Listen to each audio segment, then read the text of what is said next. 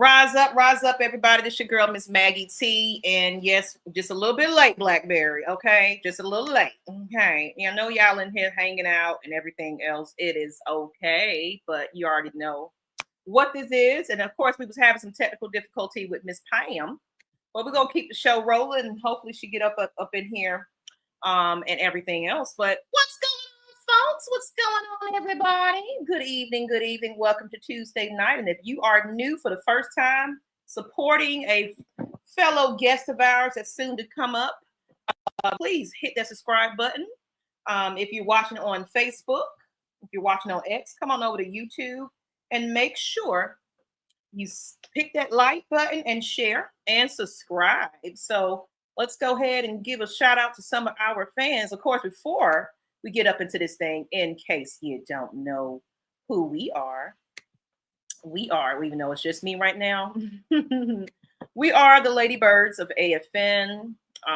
This is a lady panel of women that knows their Falcons football, passionate about the Falcons football and everything else. So I am your host or co-host in Ms Maggie T Productions of Lady Birds of AFN.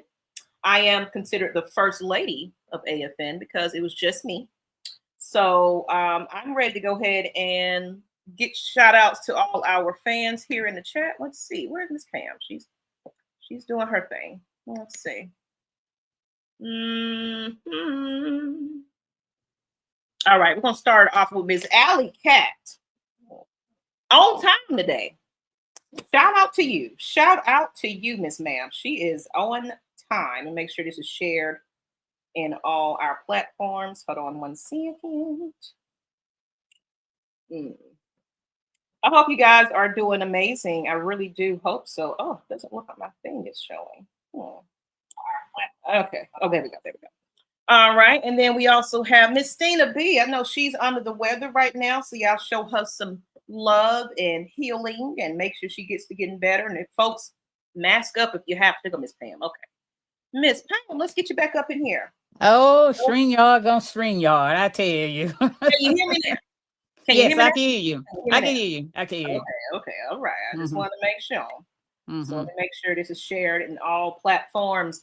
Miss Pam, go ahead and before we get back into the fans, introduce yourself. I already introduced myself. Okay, I'm better known as Auntie Pam from good old Columbus, Georgia. Hello, welcome to our show.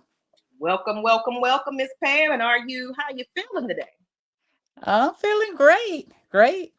Had a great day at work. Just overall a great day.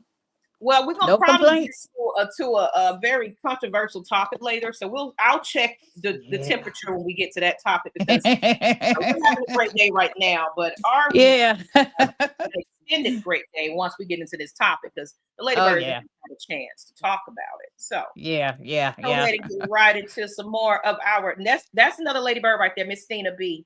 In case you guys are new to the channel, she says she's sick. Oh, baby. Yeah. Oh, get well soon. Get well soon. And so shout out to Patrick, my comedy bro. Y'all show him some major love. Okay. Yes. That's another comedian. It'd be great if y'all have already met each other. That'd be wonderful. Home team. Mr. Blackberry. He says home team. What's happening, Lady Birds? And it's Let's Go Jerome in the house. Hey, Jerome. You know, he said, what's going on, Lady Birds? Where we at? That's what I said. I was calling you out, Blackberry. I seen your comment. we was, on CP time. Okay, you know how that goes. Oh, color purple time. yes.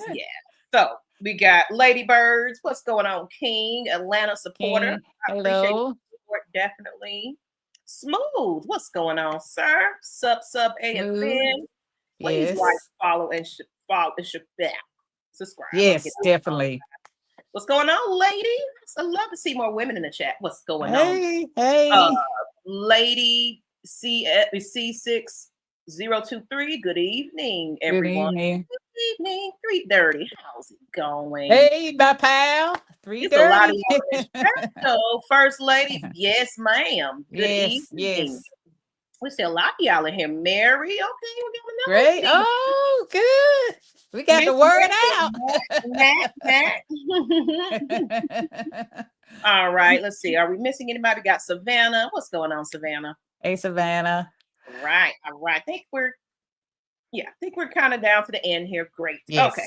So let's go Yes. ahead and of course share this out. More people. What's going on? 200. Hey, Southside. What's up, Ms. Maggie and Ms. Pam, and then Ms. Christy, who's also Hey. she's also will be out for the show. But hey, we're gonna hold it down for the Lady Birds. Yes. But Yes. on that note, Ms. Pam, Mm-hmm. go ahead and get into a little bit of why we're having this episode today, because as you guys know, we do have our, what we call it, a super fan. And now our super fan series, where I don't call just super fans that, you know, are the one that dress up in the feathers and paint their face and things like that. I'm talking about the super fans that buy tickets, not necessarily being season ticket holders, but build platforms, content create, etc., and just invest their time and effort into this team. You know, so I call that super fans, especially ones that want to make fun of and make us laugh, because right now it's depressing. Some of the news that don't came out, so we need us a good one. So exactly. So I'm on, you know, I'm like, oh my gosh, like we already had a quarterback controversy. You know, who's going to start? You know, who's going to be in training camp? And you know, we got some breaking news of somebody, and we're gonna get into that. We're gonna talk a little nice first before we get into the book. Okay. And this is one of those disclaimers. It's gonna be a cussing show. Just kind of letting you know, don't be surprised about it.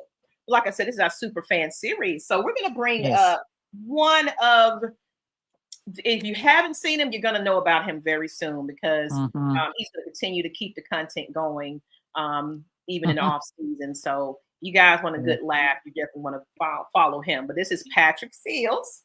He's an Atlanta-based stand-up comedian and content creator whose work blends sharp humor with cultural and sports commentary. Known for his viral Falcons skits and character-driven takes, including, by the way,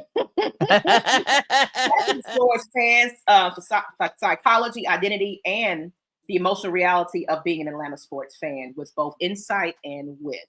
He's performed across the Southeast and built a growing audience by translating shared frustrations, hopes, and absurdities into comedy that resonates on and off the field. So he's pretty much the one that is like, you gotta laugh before you cry, you know, type of comedian. So he took our pain and put it into comedy. So let's go ahead and bring our special guest up. Y'all give a drum roll. What's going on, ladies? What's going on, y'all? Thank y'all for having me. We're excited to have you. You know, I hope you told your mama and them and everybody that. Yes, I did. I told everybody. I shared it far and wide. Believe that. It's everywhere. TikTok, Instagram, Facebook, YouTube, everywhere. Yes. One. Thank you. Yeah. So, with that being said, how are you today? You know, joining is this your first podcast or? No, I did one with the Tankhead Mo show about a month ago. This is and this is my first one. I'm doing the Falcons this year. I did another one about a couple years ago. But yeah, for the most part, this is my first one I'm doing for football related within the last 2 years. I did have my own podcast going, but it's a lot of work. It's a lot of work.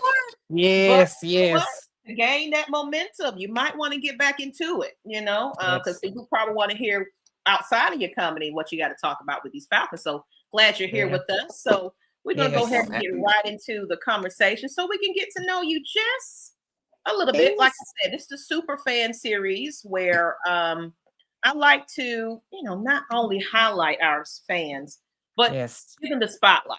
You know, let's talk about, how did you become this fan? And that's my first question to you. 1 second Take my here. gum out real quick. So you can put it back in when we get to this skit, though. So,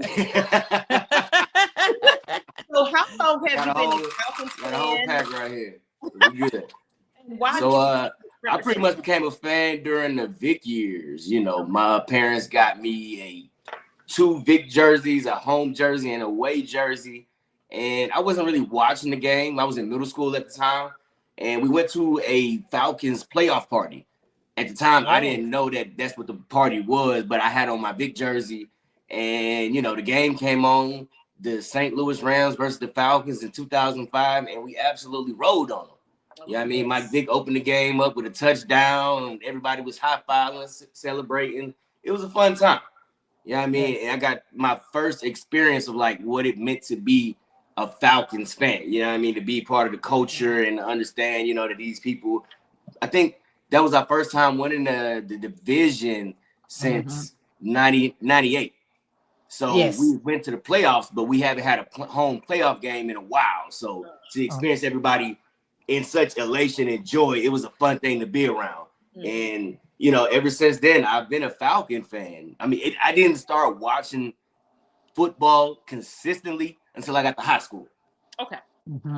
Yeah. But I was watching in and out. I was aware of Mike Vick, you know, but at the same time, I can't say that I was watching football as much as I am now in middle school. Okay. I don't even want to ask how old you are, because the way you talk sounds like you're a little younger than me, you know. So, I won't ask how old you are. I'm like, you know, because he said we started watching in high school, so it was like you were what, in middle school? Yeah, I was in middle school, 2004. No, that was 2005 was the playoff game, but it was the 2004 season.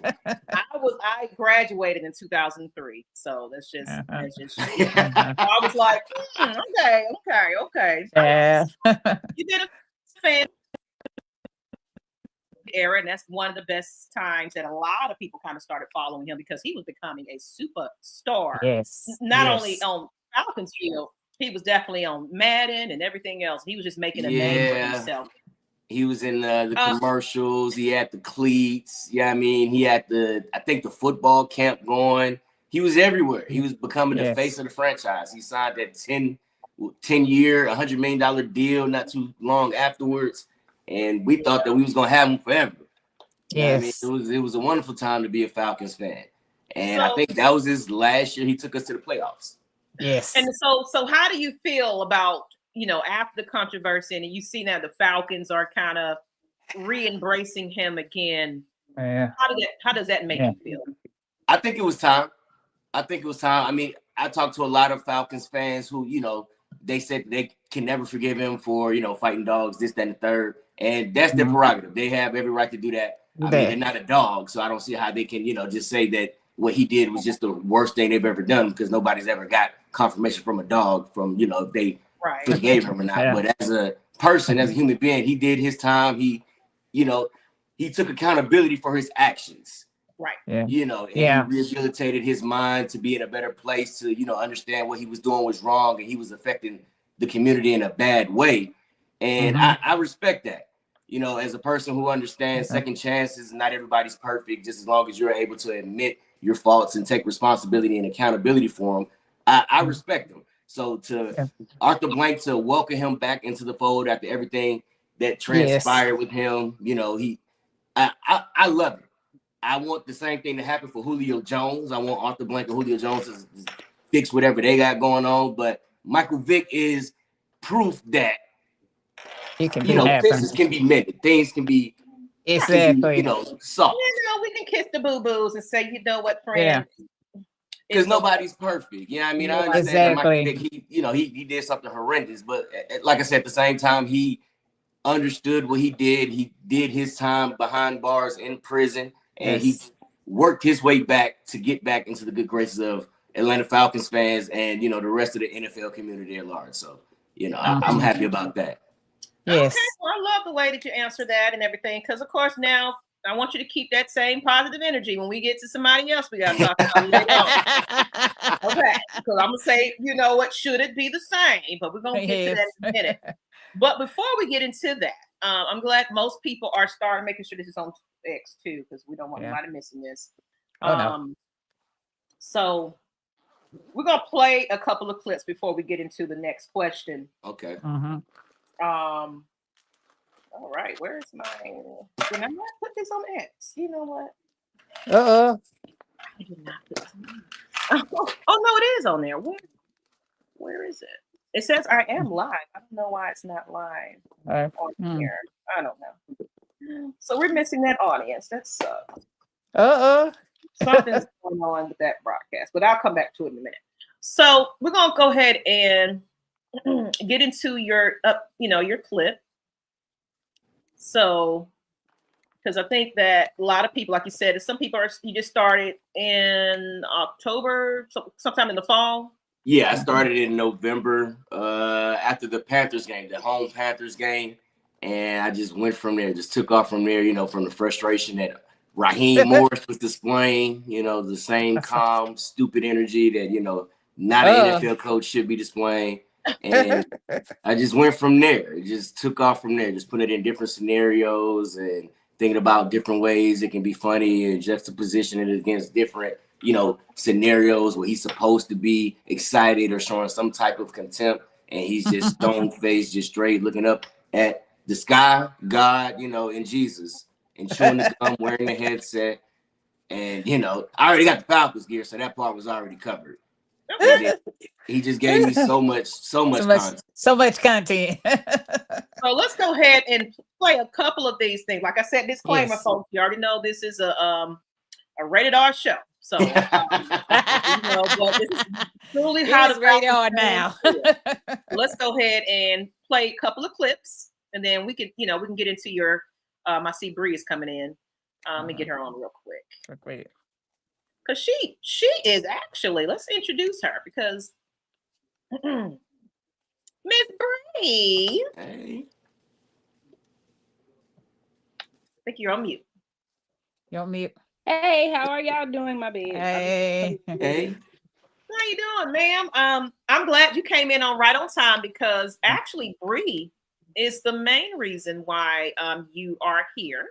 Okay, thank you, Bree. You're welcome. Because because I follow a lot of Falcons fans, and I do know I went past your videos. Of course, the algorithm is being on your side, so I was so happy to kind of run into a lot of your videos. There's other videos out there too that are doing comedy and things like that, but I like your whole Raheem's, just yes, with the gum doing the headset, all of that. How long have you been watching? Since last year, as far as his content. You mean the Falcons? Yeah, I was asking. No, Bree. ever since this season, he's been posting. Well, it's come across more so. I think it came across TikTok first. If not TikTok, it came across in the reels for Facebook. And I was like, oh, this is up my alley because I be getting ticked off at the game we should have watched. So seeing his videos impersonating how he acts during the game, it's just it tickles me and it gives me a good woosah moment to calm down after a traumatic loss of laughing, because I need some laughter after we lose these ridiculous games. So I got to a point where I constantly seeing more of his videos, and then I would share it out with other friends, and hey, like, he has Raheem down to a T. And so then we, as other friends, we send the videos, whoever gets the video first. Normally it's me because then I follow his page, but I get tickled every time. Okay. So let's go ahead. We're gonna play a couple of them. So here we are. Okay. Fans, y'all chime in, share this out. Let's do it. Intercepted, Cousins. And intercepted. This could go all the way. Up the middle. Throws, end zone. Intercepted. 4th down and 12. And a throw by Cousins, intercepted. Number 4 today.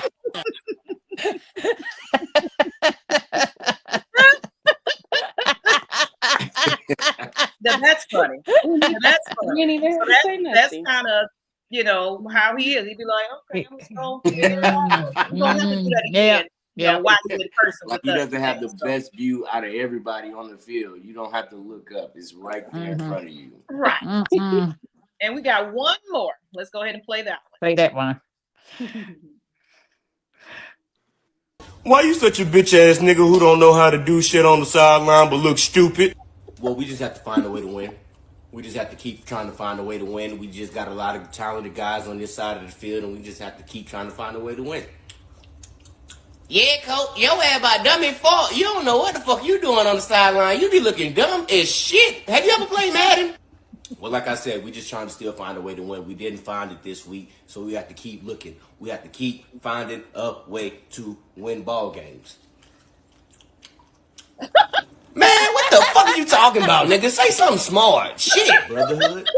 Nigga, you got to be one of the dumbest head coaches I've ever seen. Nigga, you suck.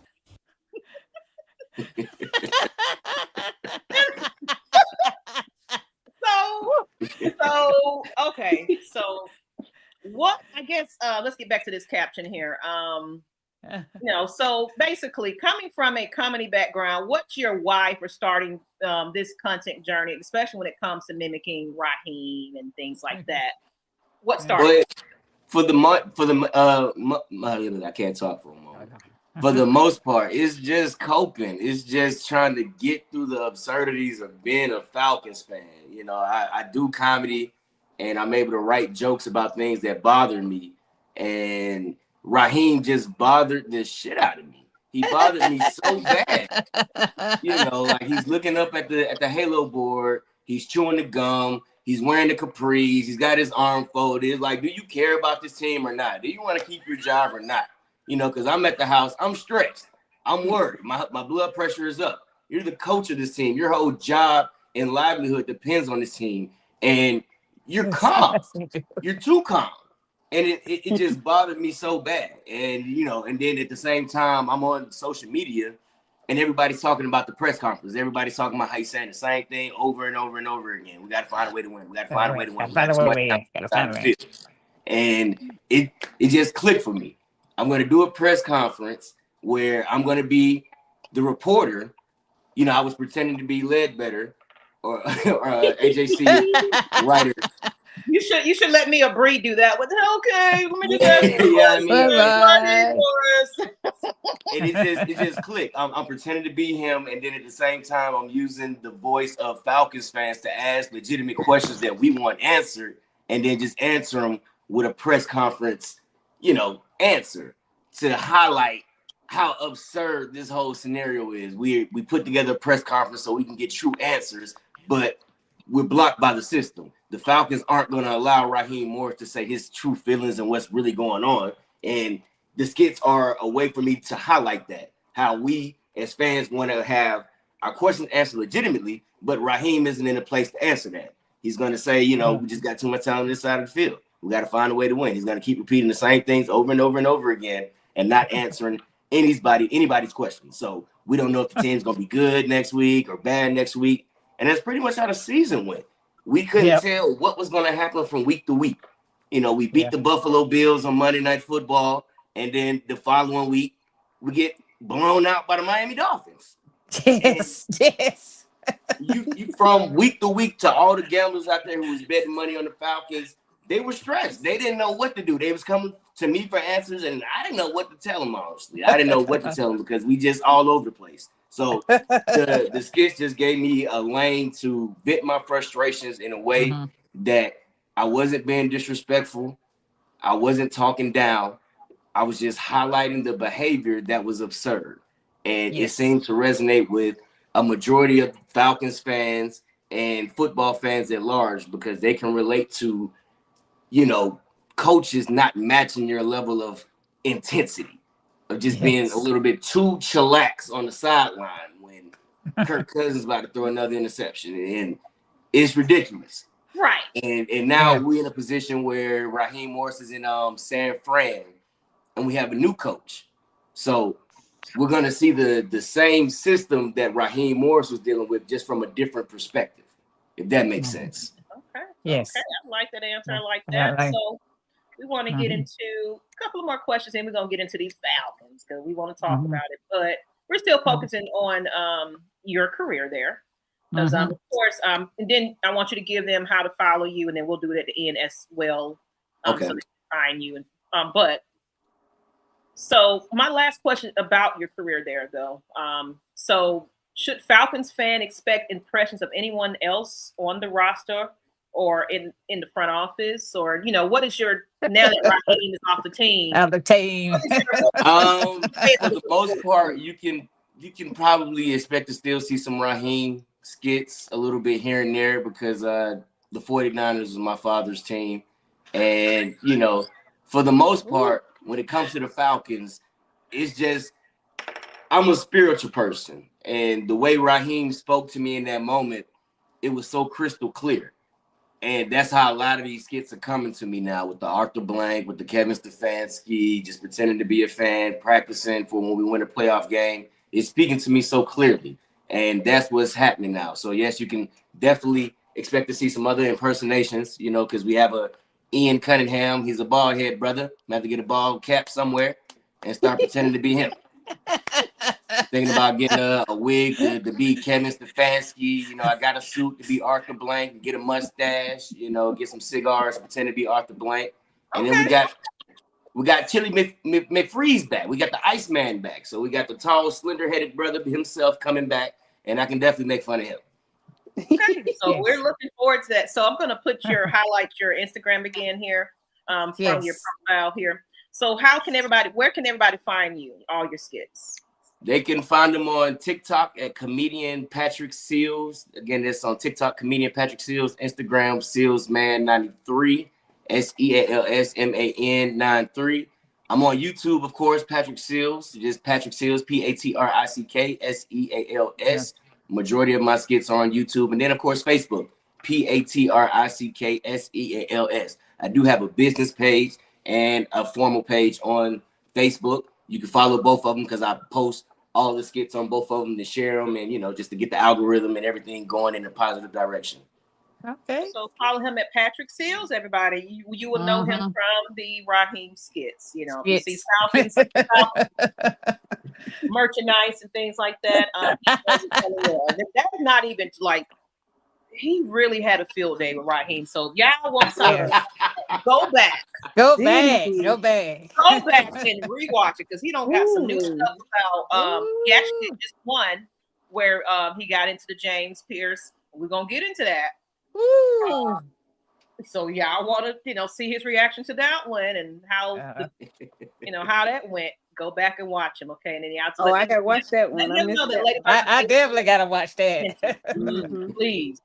So, all right. So now let's go ahead and get into some Falcons topics, because you said you got a little time with us today. So I want to hear what you got to say before we get into. Let's get into some more of these fans. We got the lovely Tiffany. What's going on,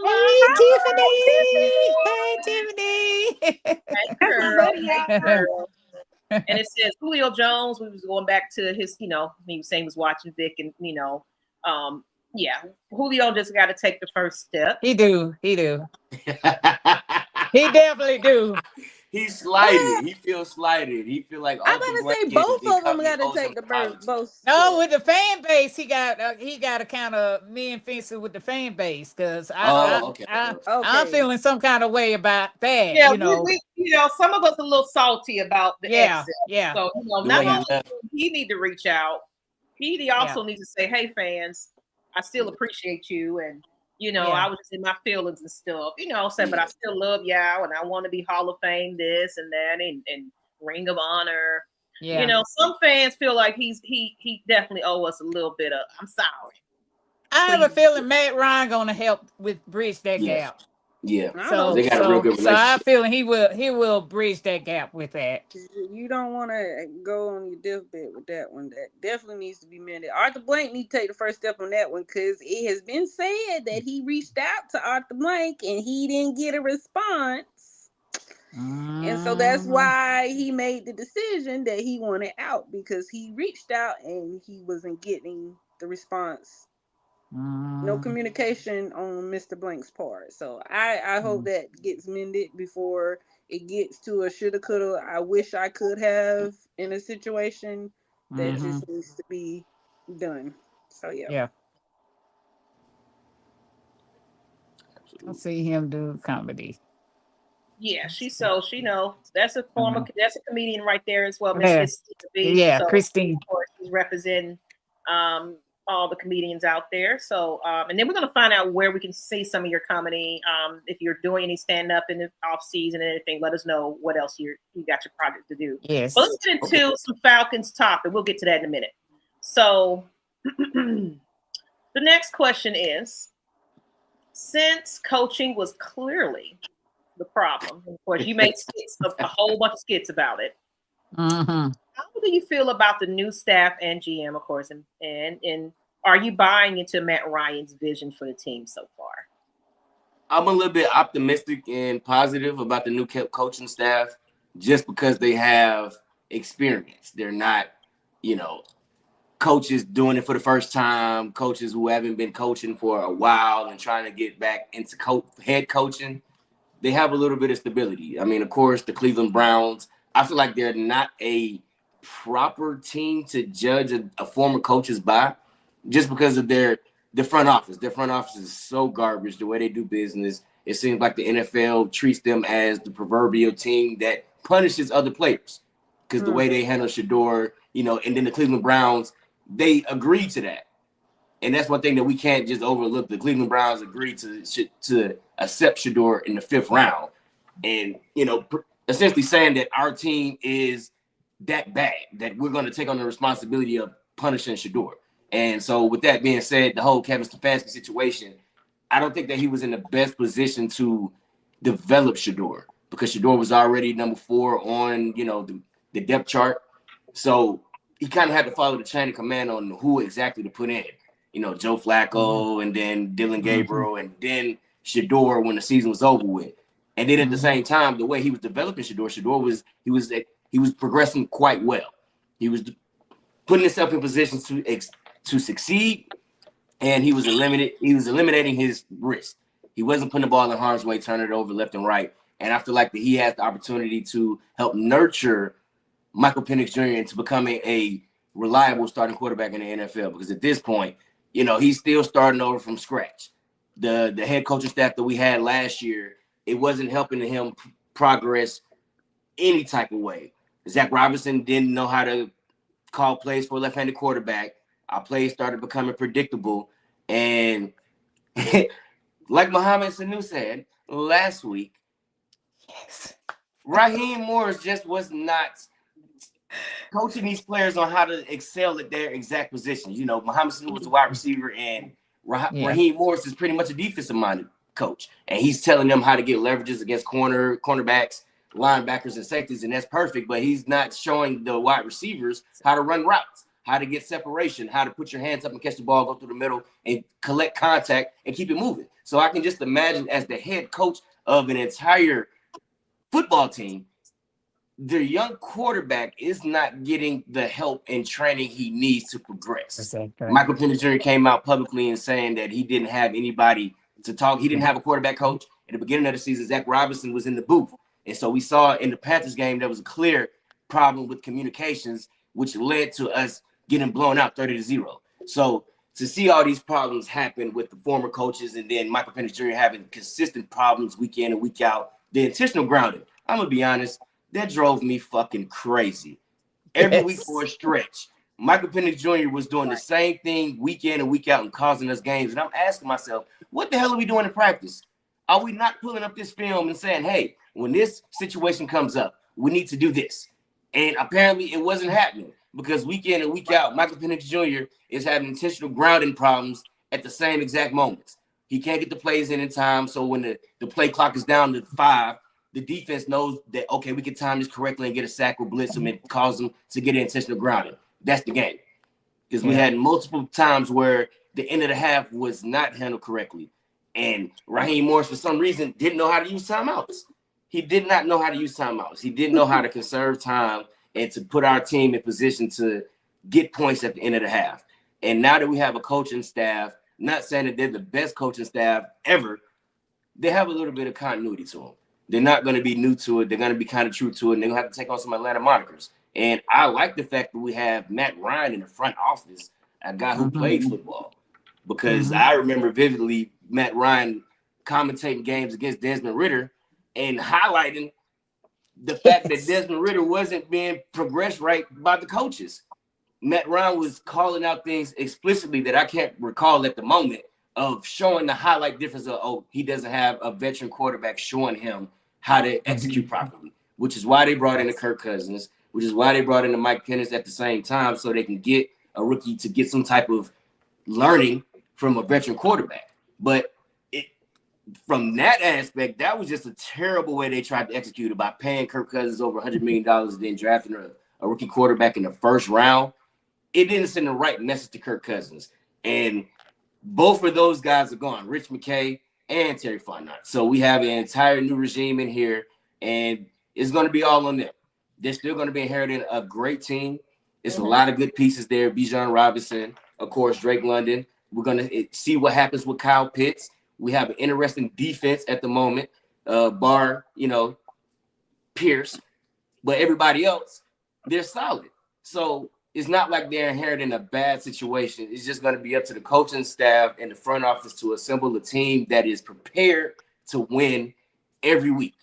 And it just seemed like the last couple of years, our team wasn't prepared to win because we were facing the same problems week in and week out with no adjustments. And as a fan, you're frustrated because we can predict what's going to happen, how it's going to play out. And so we know the other team who is paid to pay attention to these things, they definitely know.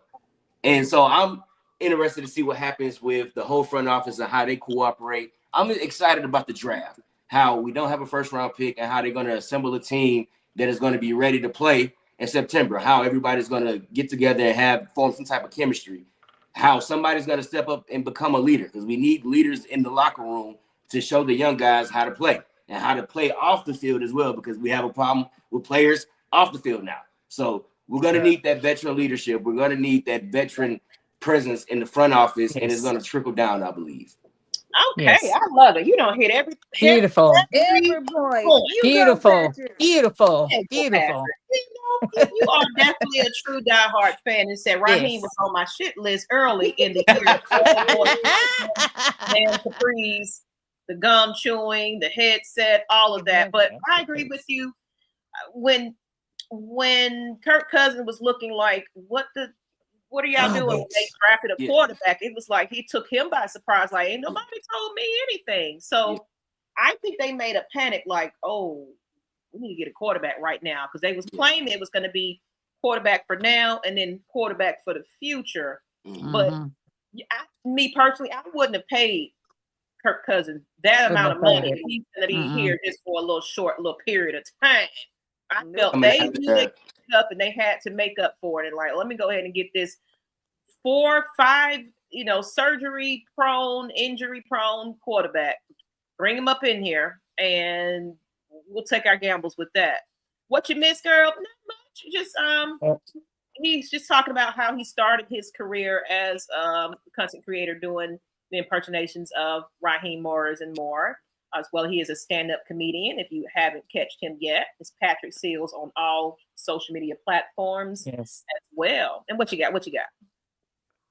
Well, I was just saying peace. I was just, just okay. Yeah, just peace.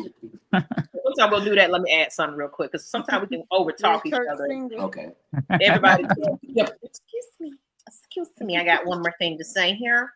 Everybody can't be wrong about Ra. It says, I'm so doggone hurt behind his whole Pierce situation. Why, nephew?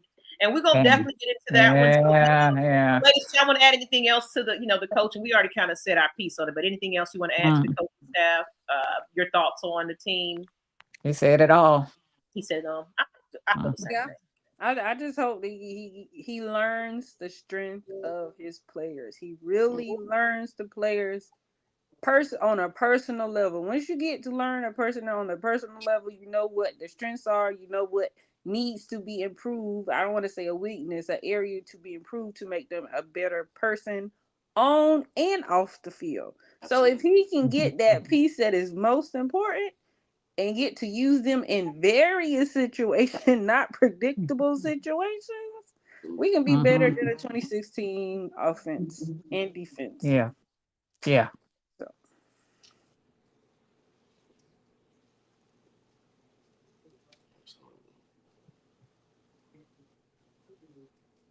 Maggie, if you talking, you mute.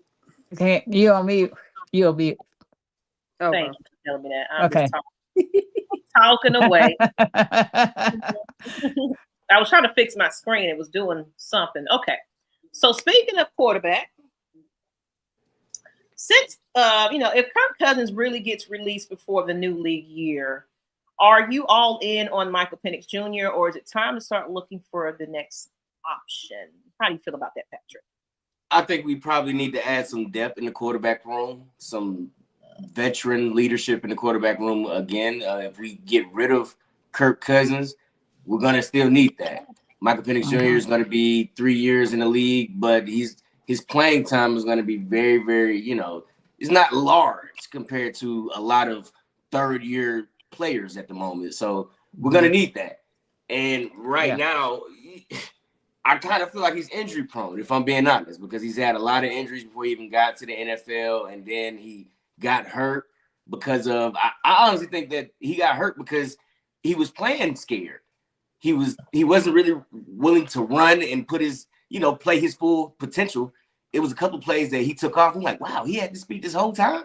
But he just standing in the pocket getting hit, getting hit by guys who were probably like 100 pounds heavier than him. So it's not to say that he is a bad quarterback.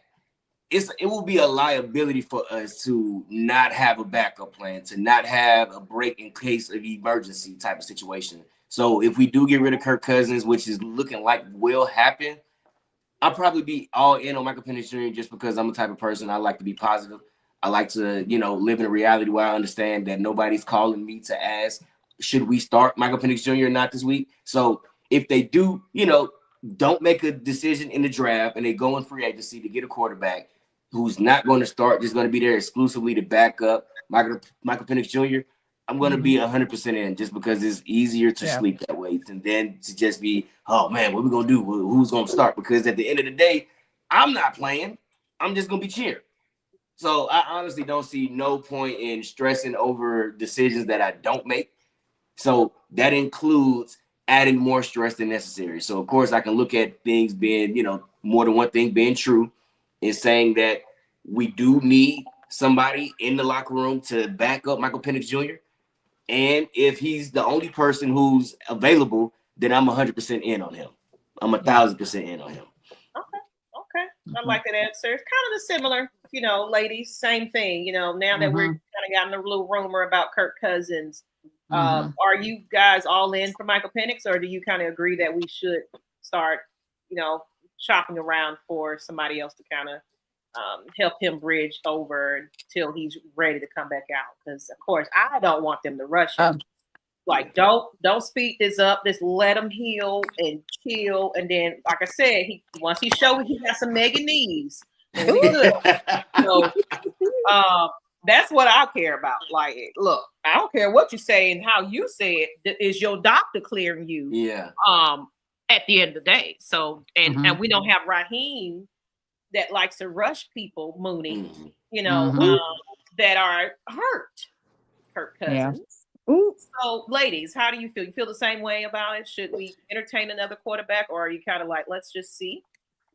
I said always to get a bridge quarterback, and also I said to draft a quarterback in the late round or get an undrafted free agent. I have my pick of who I want. I mean, a lot of people may agree with it, may not agree with it, but also I think he needs to size up the offensive line. Beef up that trench. But the difference this year and last year, you're missing McGarrett out of that lineup. Yeah. Yep. Point blank. when he had McGarrett in that lineup, you didn't. I mean, he was running around and doing all that, and actually had time to protect it. No offense to Rickerson, no offense to Child, him. offense to Wilkerson. False star at the false star. Would you offense? Yeah, okay, He but can't stay still. but that offense was missing McGarrett. Yeah. Bijan was missing McGarrett because he even said McGarrett mowed some people over. So once we get McGarrett and Storm Norm back, and he adds some more depth pieces on that offensive line, you'll see a different Micah Penix, in my opinion. But I still say, yeah, go ahead and get the bridge quarterback. And my veteran is Joe Flacco. I said, get him in there. Joe know his role. He knows the system. He know he's gonna be cheap, and he's a good backup. He's a good backup. He's gonna be point ready. blank. And then the draft quarterback, Haynes King, is my person I want for them to draft. And that's it. But other than that, you size up that offensive line, you won't have no problem out of Michael Penix being Frey back there. That's all I got to say. And let's get into what Sis said over here, Miss Alley Cat. It says we need to look for another one. I don't know if Penix is reliable as a quarterback. They get rid of Kirk, I will still rock his jersey. Oh Lord! And then back to the mailman, he's saying here, we have the wherewithal to be a really good team on both sides of the ball, man. Coaching is important, if not more than the actual players on the field. And Miss Breed, did you want to add something about the quarterback situation yourself? Yeah, I told y'all all year the offensive line was what was really hurting the run game one and the quarterback situation too, because he needs to be protected. But I always told you, I'm gonna think like a Falcon organization. Part of me does not trust that they're going to actually release him and bygones be bygones with Kirk Cousins. I feel like they might release him, but sign him back to a lesser contract due to the relationship that Stefanski had with him in Minnesota. And then also take in consideration, he's already familiar with his offense. So why bring another veteran quarterback in when you already have a quarterback that has already have a relationship, knows the strengths of your wide receiver, knows the strengths of your O-line, knows the strengths of your running back? Just re-sign him back to a lesser deal. Do I want Kirk Cousins back? Absolutely not. But I don't want to lose no more draft pick. He needs to go. In the sense, I'm just thinking like a Falcon, because I've told y'all what we always think don't happen. So I'm trying to be more so Falcon realistic, and I think maybe that might be the route they go. Just because of that relationship the head coach had with him, and then I feel like with that aspect, Kirk can be in a position to call plays more that he wants to be seeing done. And that you could see that he was frustrated last season of plays that he knew should have been called. And he was letting it known he didn't like the calls that were being given to him. But if you have a quarterback that can give more insight of what he sees, because you know he's the type of person, he sends audio notes of what he sees after a game to the coaches, whatnot, and then he can have more flexibility of running his offense the way he wants to. So I'm thinking they might go that route. And I'm glad you said that, Bree. If anybody really, I know, get your bias out, your feelings and stuff like that, but if you ever go back and listen to Kirk Cousins explain, break down what happened in the game, what didn't go well, what did go well, he's well versed. He sounds better than our head coach when it came down to explaining what the hell did happen. So based on that, he showed he is a true veteran. But I think that, like you said, you can only go with what your coaches are telling you to do. At the same time, it could have been a little bit of both. He has a little ego and he's like, I'm trying to start here and I don't care about this veteran. But if your coaching team is not telling you, hey, y'all need to kind of get together and work as a family. You help out your fellow brother here and everything else. It was more, let me hype you up, throw you footballs, and who got the game ball? But the accountability part was lacking.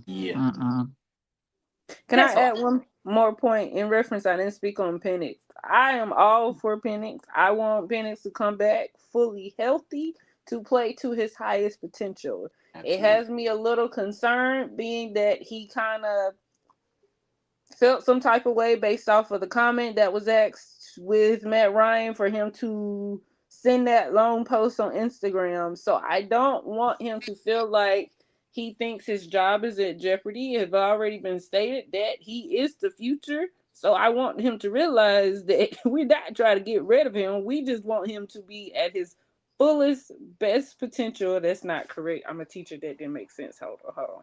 We need him at his best. Need to be at 100%. Correct. I don't want him to feel like he has to rush, because the recent interview, I think it was on Good Morning Football, that he feels like he said that the doctor seems like he's ahead of schedule, that he'll be ready to go week 1. I don't want him to regress based off of trying to force him play in week 1, and then we're in a even worse position when it comes to the QB situation. So I want him to just relax, man. Let the organization do their job and put the pieces that needs to be in place until you are really ready to go and play. But Can I also say something? Go ahead. One thing about Penix, he is not going to put himself in a position where he is not 100%.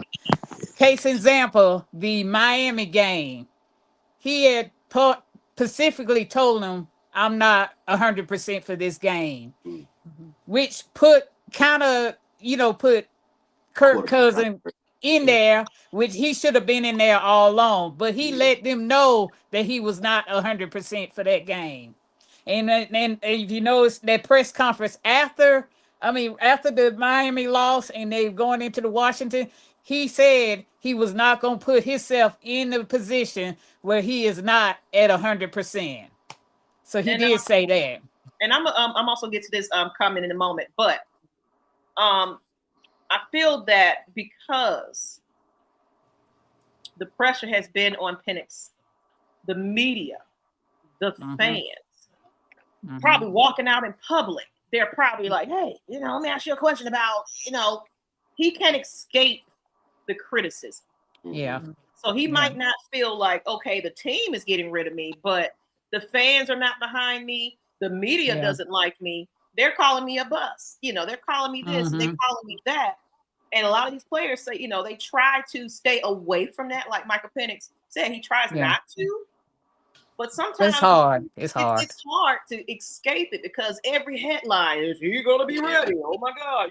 He's had surgery and he beat, So you can imagine for a young man how hard that is, especially you're starting, the pressure that comes with that. When the original thing was, he wasn't even supposed to start. He was supposed to sit behind Kirk Cousins and learn. Yeah. So he got thrown in there like Ryder, things like that. So he did. I got to prove myself, because these fans don't believe in me. Now, Matt Ryan, we're for the guy. They tried to twist his words up, and Matt Ryan came back and said, no, I did not say that I'm not committing to Michael Penix. He is our franchise, but he can't control what the coaches' decisions are. Exactly. And GM and everything else. He's going to let them make the decision on who's going to be QB1 at the end of the season. So stop twisting up the words like Christy is real big on. Miss Bree is real big on. You go back and listen to these press conferences without your emotions. Get out the chat and throwing all these trolling comments. Listen to what they have to say. You're missing some key points there. Comprehend. Jesus. Miss Educator? Leticia Stinson, 2652. I hope I'm saying that right.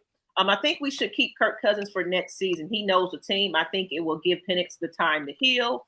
Kirk won the last few games of the season. I think he can get us in the playoffs. Yes, if he starts to kind of like, look, when you're seeing that something is not working offensively, you might need to come, call a no huddle and be like, okay, this is a decision we need to be making real quick to make this quick move, whatever the case may be. Make some, get your balls and, make some decisions sometime when you feel like it's not going in the way it should be. Because, like you said, he was a little frustrated a couple of times. So, take time to heal. Absolutely, I knew what you meant. How the song go? You better shop. You better shop around. Definitely need a backup plan for sure. Yes. Late work night. Happy Tuesday, ladies. Make way sports. Make a hey. And Alley Cat said, but in my opinion, if they get rid of Kirk, they need to get a backup. But I don't know. I'm scared for our team. I wouldn't be too much scared for our team currently because we have some very, very experienced coachings in here. And Ian. Oh, yeah. Oh, my God. You know what I'm saying? So Matt Ryan as well, former quarterback. Yeah. That knows what it takes to be that center, that QB1 to get us to the Super Bowl. You got a lot of combinations in the front staff that's gonna focus on collectively. Yeah. Meaning there were some miscommunications. The vision wasn't there for them to have to bring in a consulting team. There was no. Yeah. They didn't have a vision. So particularly, do you think Flacco is a good option for us? Anybody else want to jump? My name is Pam said something. We kind of went in on that one. Want to reiterate if he's a good fit? If who's a good fit? Joe Flacco. Yeah, I like Joe Flacco because he can stay ready. He's a professional. The only question I would be is how much of his body is still ready to play at an NFL level. But I know that he's capable. I mean, as far as him being able to make all the throws on the field, I would like to see if his body, like I say, if his body can hold up. But yeah, I think he's very reliable. He's very reliable. He's shown that in the past. And he has a relationship with Kevin Stefanski. He knows, how Kevin Stefanski likes to run his team, how to be the face of the offense. I like Joe Flacco. This situation reminds me of the Steve DeBerg and Chris Chandler situation. Because Steve Bird was Chris Chandler backup in that Super Bowl year. And I think Chandler got hurt in one game, and we got beat. It was against the Jets. And DeBerg had to come in to take over. But that game was well out of bounds because they had knocked Chandler out, and we had lost that game. But that's in that situation. Steve DeBerg was Chris Chandler backup, and he was in there helping him and telling him what he seed in the plays and all that. So I think he was partly to help with that Super Bowl, help that coaching staff or that offensive side to pretty much get them into the Super Bowl. I like that, Miss Pam. And I see Savannah Swag said, I want Penix to make it. But at this time, however, we got to be realistic. I'm starting to think maybe we go after Malik Willis. However, he's injury prone. If he's going to be okay, get Flacco. So everybody's kind of agreeing with the Flacco there. Some Malik Willis. I know everybody kind of throwing their quarterbacks out there. Hello, ladies. Hamilton Road, Mr. Jalen. How are you doing? Hey, Jalen. Hi, Jalen. It says Seattle's make way sports. Says Seattle's offensive line averages 8 pounds heavier than the Falcons. Yes, yes. They was a beast on all three sides: their specialty, defense, and offense. They had it all covered. Would be a great bridge to be. Okay, so everybody's saying go get the old man because he can be a good backup. Old man Joe. Okay, old man Joe now. Okay, just give him some icy hot, anyway. That Joe can play now. He can play. He can still play. He can still play. But he play as a backup. He ain't gonna be no starter. He'll be a good backup. As long as we know that he got a ceiling to him, that he's not gonna come out every week throwing 400 yards, 4 touchdowns. Manage the game, get the ball. That's what he do. That's exactly what he do. Yeah. All right, so now we don't got all hyped and we don't got all the fun stuff to talk about. But let's get into a little bit of news that just kind of recently happened. Oh my goodness! And of course, us ladies, we haven't had a chance. And of course, we haven't heard Patrick. your I mean, I've seen your video that you made about it, but let's get everybody's opinion about this. So, in light of James Pierce Jr.'s arrest, should the Falcons release him, or is it too soon to make that call? Let me give that to you, Patrick. Then I'm gonna let the ladies chime in also. Thank you for allowing me to answer this question. I think we need to go ahead and set an example. We need to set an example for what we expect our players to do and what we expect them to represent. And I think we need to go ahead and release him just because his actions were heinous. His actions were the worst actions that you can do. Hitting women and fleeing and evading police, hitting a police officer to the point where you're forcing a police officer to say that you lucky we didn't kill you.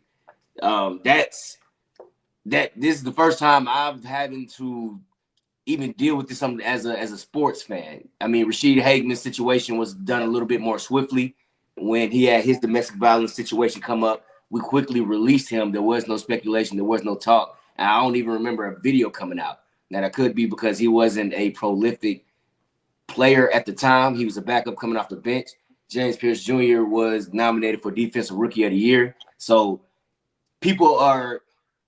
it's a lot of eyes on this situation, especially as a Falcons fan. It's a lot of eyes on the situation, saying it as he kind of had a hand in changing our defense around, But at the end of the day, I don't think that as Falcons fans, we should be putting our stock into the product on the field when the person who is responsible for the product on the field is not a good person, And I have to admit that I was one of the people who was advocating for his behavior last year. I was at the training camp, saw him get into a fight, and I was cheering for it because at the time I was expecting that, this is what we need on our defense. We need somebody with aggression, with character problems, who's going to push for our defense to exceed. But now we see where character problems are a problem at. And for me, it's not worth somebody's mental health or physical well-being just to have a good defense. I love what our defense did this past year, but it's definitely not worth somebody's life and mental health. And then, of course, like I say, this isn't what we want our team to represent. When I go to the stadium and I cheer for our team, this isn't what I'm expecting Falcons fans to represent, the team, the organization, just from top to bottom. And this isn't a good indictment on Falcons culture. This isn't something that Falcons fans are cheering for. This needs to be handled correctly, and we need to send the right message to not only our fan base, but to the rest of the NFL. Because at this point, a lot of people are going to be taking our cues from us. Domestic violence is a problem that the NFL has had for a while. And every year, the players are coming in and they're being the worst forms of themselves. They're being abusive. They're treating women disrespectfully. And this isn't a problem that the NFL is looking to correct. Structurally, it's not something that the NFL they're not even caring about it. So as a Falcon organization, we need to take it upon ourselves to set forth a good example on not only just for James Pierce, for the rest of the people in our organization, because I'm pretty sure that at this point, he's not the only person to have similar situations going on. We know about it. People have been making headlines about it. There's a video out, and we've seen in the past how the NFL will hide these sort of things because their player is good. And I don't want to cheer for an organization like that. I don't want to cheer for an organization who is willing to sweep this type of thing under the rug just because the player is potentially good. It's not worth it, and it sends the wrong message not only to the players in the locker room, but to little kids, because these players are heroes to some people. Kids look up to them, and they definitely need to be trying to model their behavior based off the problems that the NFL has. And so for me, I think that we need to release James Pierce Jr. to send a message to the rest of the locker room, the NFL, and people wanting to become NFL players, that if you want to become an NFL player, domestic violence is out. It's a big no-no. You can't even go to a D1 school, D2 school, anywhere, high school. You can't progress in life at all being an abuser of women. And we need to set forth a message of that immediately. Okay. And I like that answer. And I want to get to Miss Karina. She says she with the $4.99 super Thank you, chat. Karina. Thank you, Karina. She says just showing love, and I appreciate you showing love. And so you definitely said some things. I know this is a very, very sensitive topic. It is. So I'm going to get to some of the comments in the chat, then I'm going to let the ladies also chime in. But it says, I think James Pierce will be suspended, not released.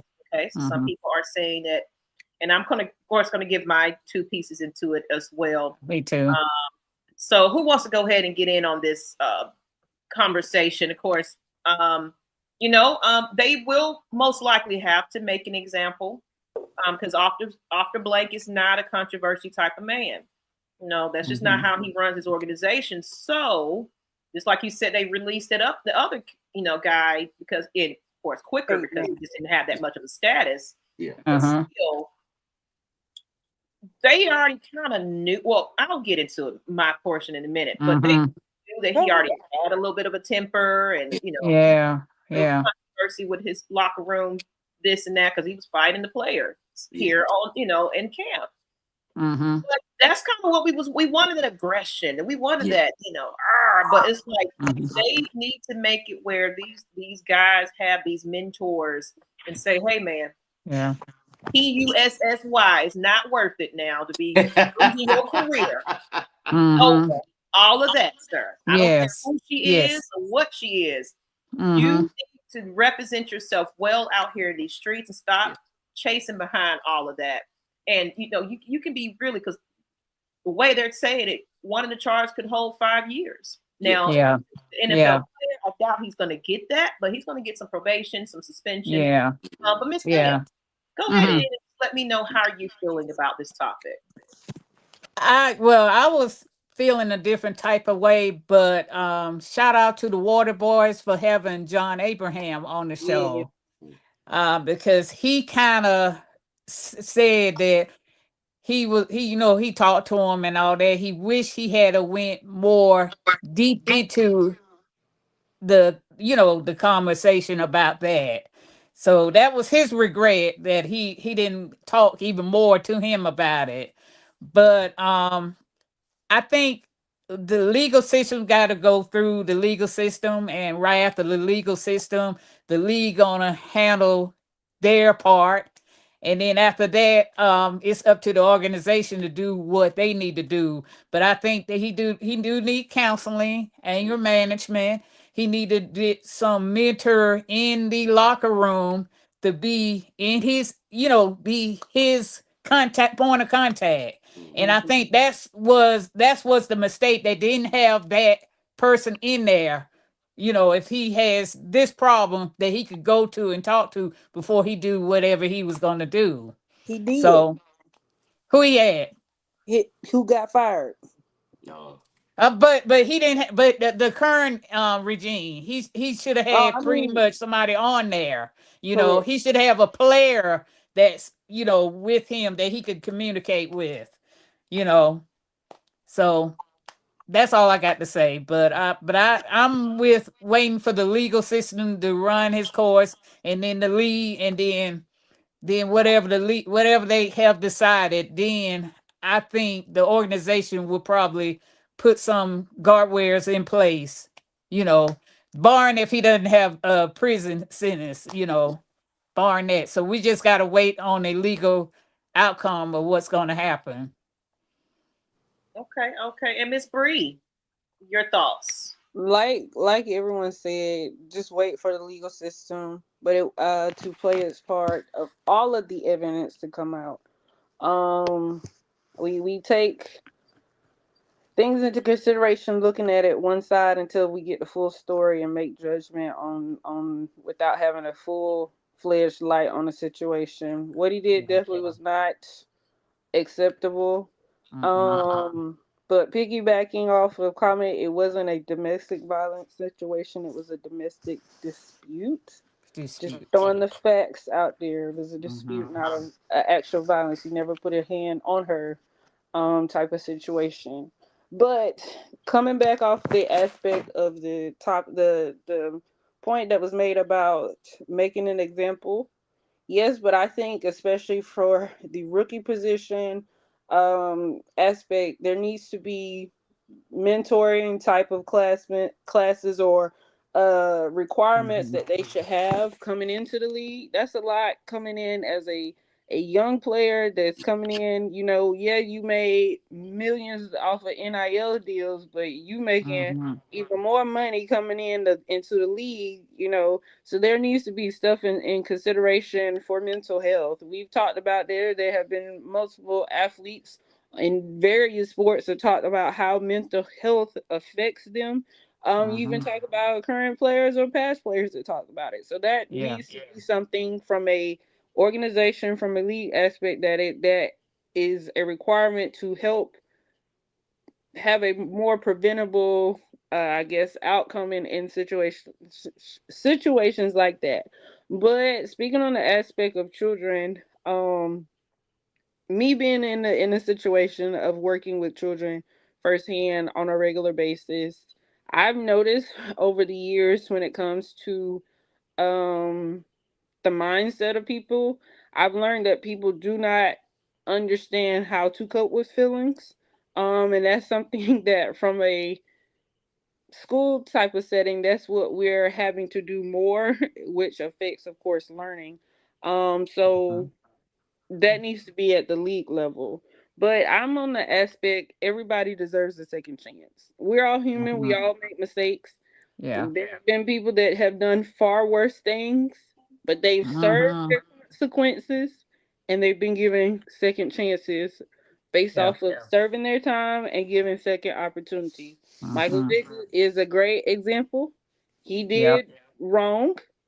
We didn't wash him off, and when I say we, I mean as an organization, we didn't wash our hands with him. The man did his time, he served his time, and then he was given a second opportunity.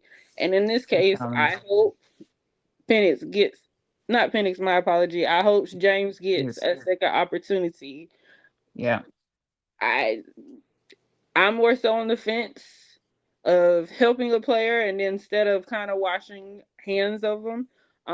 By no means whatsoever do I am siding with him, but I'm just on more so of a situation because like I said, I've been in positions just like with Abraham stating that you could have been in situations to wish you could have helped prevent it.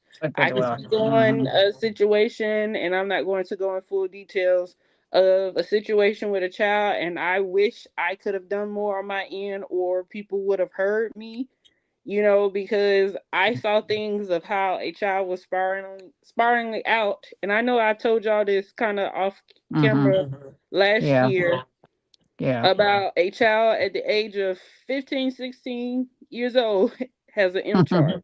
And that was a child I tried to help back years ago when I taught him. So if we can find ways to help channel this anger, but Yeah. it comes with that aspect of really having someone in their corner. I work with kids that people Exactly. like, I can't work with this child. I don't know how you work with them. Well, I get to know them as a person. 2, I tell them what you're doing is not acceptable. But 3, we talk through it and find ways to handle situations correctly. And so I'm more of Yes. a mentor than an actual per se teacher. And we can talk through it, and then once people see that they got somebody in their corner, they try to do right. Yes. And I know I told you all I felt for a lot of these players, and one of those players were mine about losing. Raheem definitely was James. Just to see, and if you don't know what I'm going, based off of the way that he interviewed and the interaction between he and Raheem after that game, and how he told him the media basically he's like my dad type of thing. I knew out of all of those people that it was going to Yeah. affect him the most. Yeah. I also Yeah. take in consideration, once again, is what he did was not inexcusable, but just taking consideration everything that probably was going through his head. One Yeah. is Valentine's Day coming up. Man been with her for years. Yeah. We don't know how the situation ended. If you go back and look on previous interviews, he spoke highly of her. One of them, Yeah. Tori asked, "Who was your favorite sports player?" He told her it was. He told her it was her. Mm-hmm. So like, and I can understand the situation of being hurt, but some people don't understand how to accept rejection. Probably taking consideration losing the one person that he felt he had in his corner, then thinking he has, defensive rookie of the year. That was a lot for someone to go through. And I've seen people on firsthand, from children to adults. When we crash out, we think Yeah. Break, with break fast. action, with emotions, and we don't think about the consequences. Cause I've had a situation Yes, where he I've did. crashed out. We don't think about what can possibly happen based off of the actions. Yeah. And then it was Yeah. kind of like seeing him, and I don't know if y'all going back and look at the clip. The moment he got arrested, and when they zoomed in on him, he Mm-hmm. saw those cameras, and the first thing it's kind of like he came out of it that moment, like the reality type of Yeah. mindset kind of set in to like, oh Yeah. man, I just like made a grave mistake. I wish him nothing but the best. I Yeah. pray for both parties, definitely. It's a very horrific situation. I pray that both parties get all the help and support that they Mm-hmm. need. But Yeah. he definitely needs a lot of Yeah. coverage. I met him in Yes. person during training camp. A very nice person, and if I ever get the opportunity to meet him in person again, I just want to get to a point where I can speak life into him. And Yes. tell him we all It make was other mistakes. people. Other people had said that if they given the opportunity, they would like to talk to him. Even John Yeah, Abraham. yeah. I Yeah. would I would love to talk to him and tell him, for example, definitely. Mm-hmm. You look like a lot of people that I work with on the in and out basis every single day. We talk Yeah. about players like you, that you, for instance, Patrick, talk about how kids are inspired by athletes. I have a lot of boys. We talk football all the time. We talk Falcon football and we talk about players. So Mm-hmm. trying to put it in perspective that you got people that want to see you win, but I definitely, as Yeah. a fan, I don't want to see Mhm. you win as a player. I want to see you win in life. Exactly. I want to see Well you in put. life. Yeah. So you need to do what you need to do to get yourself together first. Mm-hmm. But I definitely, I care more about his mental health, getting that correct, Yes. and being able to be the support system for his family. Mm-hmm. But like I said, that needs to be first and foremost. And if it gets to a Mm-hmm. point they decide to keep him and suspend him for a year, do what needs to be done to save the Yeah. league. Because I don't want to get to a situation, for instance, and we release him and there's not another team that picks him up, and then by God forbidding, something else worse happens. Yeah. Then we as fans say, well, I wish we took a chance on him, or wish we could have helped him, or Mm-hmm. we wish we could have did the situation a different way of kind of saving him, type of thing. Yeah. So Yeah. I don't want it to get to that point, or because I've seen even people say that, like with AB, Mm-hmm. um they wish they would have done things differently to kind of help him, because they see the effects of how he's kind of, spiraling out. But Mm-hmm. um I know this is a lesson, and just like John Abraham says, you live and you learn. He's Mm-hmm. learned from this Yes. mistake. Now you got to Yes. live. You Live. got to live through it. You understood what you did was not right. So now Mm-hmm. that you understand, you need to start living and do what needs to be done.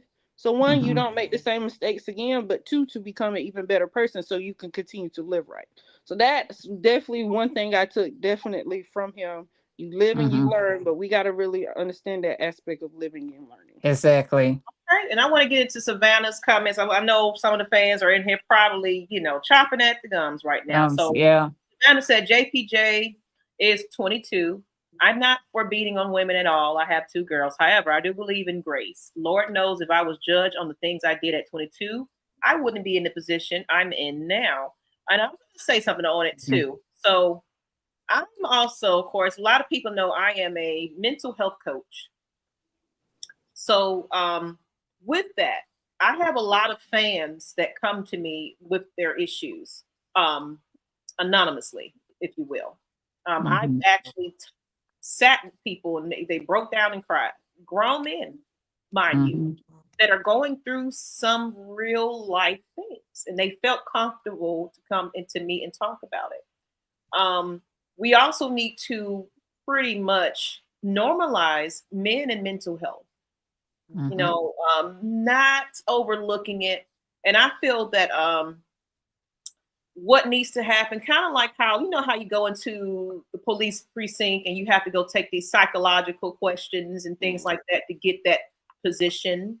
They're asking, how's your mental? How's your, you know, that needs to be, I'm not sure what the protocol is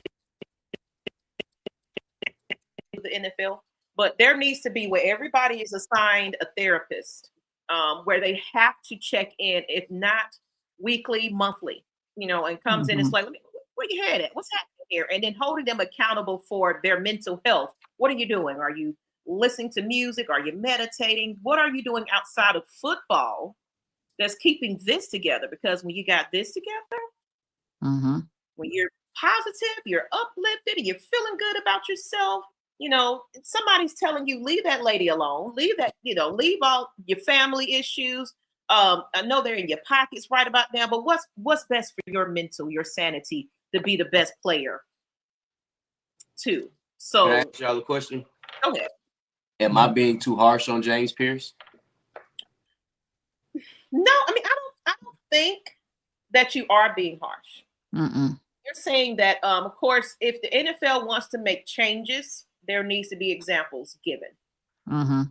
You know, so I think it's going to be mixed reviews on all ends. My view on it is, of course, we got to let it play out. Let it play out. See what the legal system is going to do, but we kind of course, know what the NFL kind of typically does for these players. So he's going to be suspended. Released, no, it's just up to Matt Ryan and them and how they feel about things, you know? Because we did have that Michael Vick situation. We did have situations where it was like, let him go. You know, controversy, Ray. Oh yeah. Let him go. You know, we don't know what was in that locker room, was being said, but they're good for letting people go. So realistically, we got to look at what the franchise history has done in these situations. But at the same time, they did bring a person that was accused of sexually assaulting someone that was found not guilty. They brought him to the team to play. You know, so there are instances where they'll like, okay, you know what? We're going to give you a chance. So, no, you know, if you're the league, you got to make those tough decisions. And sometimes it's not going to be the popular decision. So are you being too harsh? You're not saying, you know, he's a bust, F him, and nothing like that. It's just more, if you do the crime, you got to pay. That's a dime. You know, you are an athlete. You got to hold yourself a little bit more accountable. You got to carry yourself with some type of grace. And then, of course, NFL, you need to get on this damn mental health. Yes. On these boys, not just because, you know, how's the game? How you feeling about your skill set? No, what else is about your mind that's bothering you right now? Are you coming in here with a lot of shit on your head before you come into this game? Because clearly 3 years they don't had some things, and they're young love. Y'all know how love before. Y'all been in love and the crazy thing you did. Can't get over that person. I'm telling you, I mean, obsessed with quite a few times about my children's father. You know, he still got a cut on his arm of me going in his skin just like that, because I was 21, 22. He cheating on me. I'm gonna tear you up. So, crash and burn, and it was upset for the whole summer. I had me a hot girl summer and everything. Because I was been there, done now, so we truly don't know exactly, because sometimes these women, they can be, you know the women that like to poke. I'm with my new boo now. I'm single again. You know, you throwing first class. This stuff, it's like in my words, but it's like, I was just, I just got honored I almost was able to get this award. My stats looking good, and you over here talking about you single again. Yeah. You know what I'm saying? You Yeah, over there, that's it. And now in posting that she wasn't with him there With at them. the event. Yeah. Oh, that blew him off. Yeah. So we don't know if she properly let him know she wasn't with him, or she kind of was like, "Let me block you," and you find out type of thing. Yeah. You got to kind of look at both sides of the coin. Yeah. We don't know what really was going on, but do I condone it? Hell no. You could have handled it a whole different way. Leave that woman alone. Stay out there in Florida. Stay your ass in Atlanta. Thank you. He could have got a shot doing what he was doing. I wish shot me. I mean, they were all on him. I said, "Oh my God!" But I'm glad he came out of it okay. My only concern is the locker room leadership that we talked about earlier. Is because we've had problems recently. With Calvin Ridley gambling, getting suspended, and then whatever was happening with Ray McLeod. I mean, to me it signifies that we were lacking a lot of the leadership. Grady Jarrett, he left last year. Jake Matthews, the oldest offensive player on the team, and a lot of these pieces who can, like John Abraham being around, that is very helpful because he played the position in this city and he knows what it's like to be peer-to-peer accountability. I agree, because he's had legal problems before. Him and Michael Turner had legal problems the same year before, and he handled it we didn't hear about it. We just saw the headlines that he got arrested, and then whatever happened. You know what I mean? And honestly, that goes a long way because you are an NFL player. You're going to have a lot of eyes on you, and you have to be accountable for your moves. You have to be accountable for your actions. So that means getting with older players to figure out how they maneuvered in the league, the downfalls of being in the league, and how you can succeed in the league and how you can show the younger players. Because like you guys are mentioning, he's very young. So he has a lot of years ahead of him. My only concern is that he's going to put himself in a position to ruin his career, because that's what I don't want. Because he's so young, he's so impressionable too. His brain isn't fully developed, so he has a lot of room to work with himself to improve. And that's why for me, having a Matt Ryan in the front office of knowing what these players are going through on a week-to-week basis, and the pitfalls of being in the NFL, how vulnerable you are, how many eyes on you, and how susceptible you are to being scammed. So for me, having that locker room leadership is very, very important, and the continuity. So for the most part, that's what I'm concerned about. Is just making sure that this isn't a reoccurrence. I hope that he is the only one that has this problem happening. I mean, because I don't want a locker room full of people who are, so who's getting suspended this week? Who's on PEDs this week? Because we've had that problem before. Jalen Collins came into the league on a 4-game suspension, and then the following year after the Super Bowl, he's suspended for 10 games, and we cut him. So I don't want to be one of those teams that we're constantly having to have problems. We're constantly having players suspended or whatever. So I just hope that he's able to fix every problem that he has going on. I know that's a very vague and easier said than done. You know what I mean? But I hope he seeks the help that he needs, and he mends the fences that he needs to mend. Take accountability for his actions and try to learn how to not replicate this again. One thing for sure, I'm pretty sure Arthur Blank probably knows the whole situation, what's going on. Matt Ryan knows what's going on.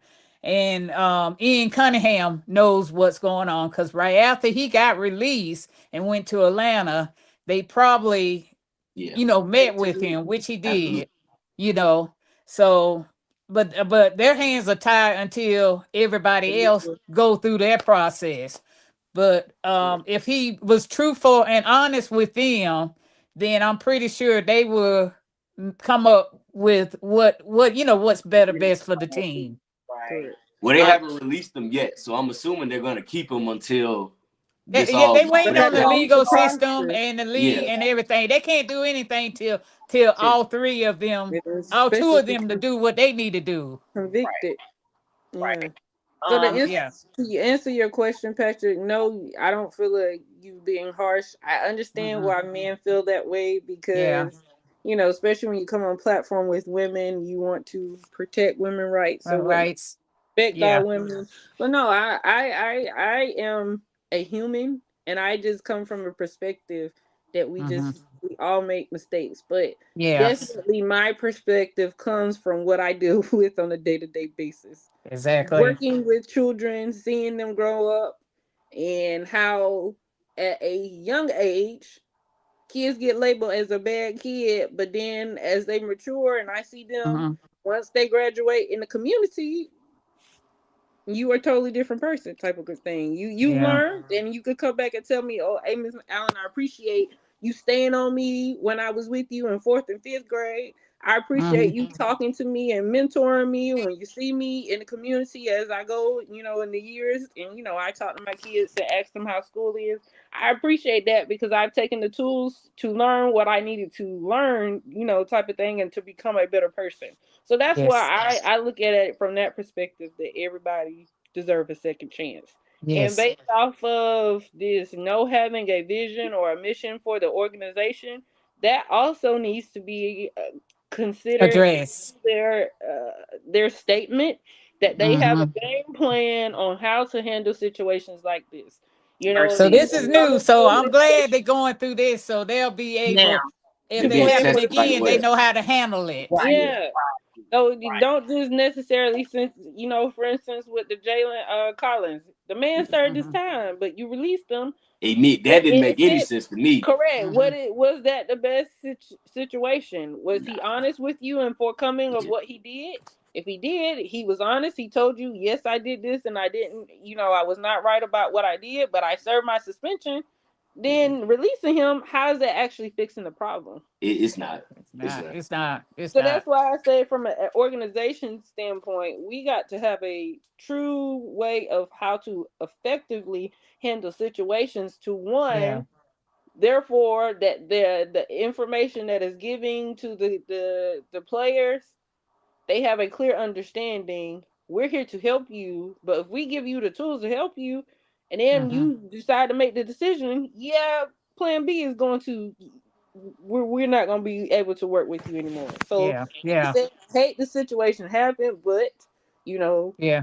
that's a tool that they can look at as an organization and see that's an area that they need to Yeah. fix to become a better organization.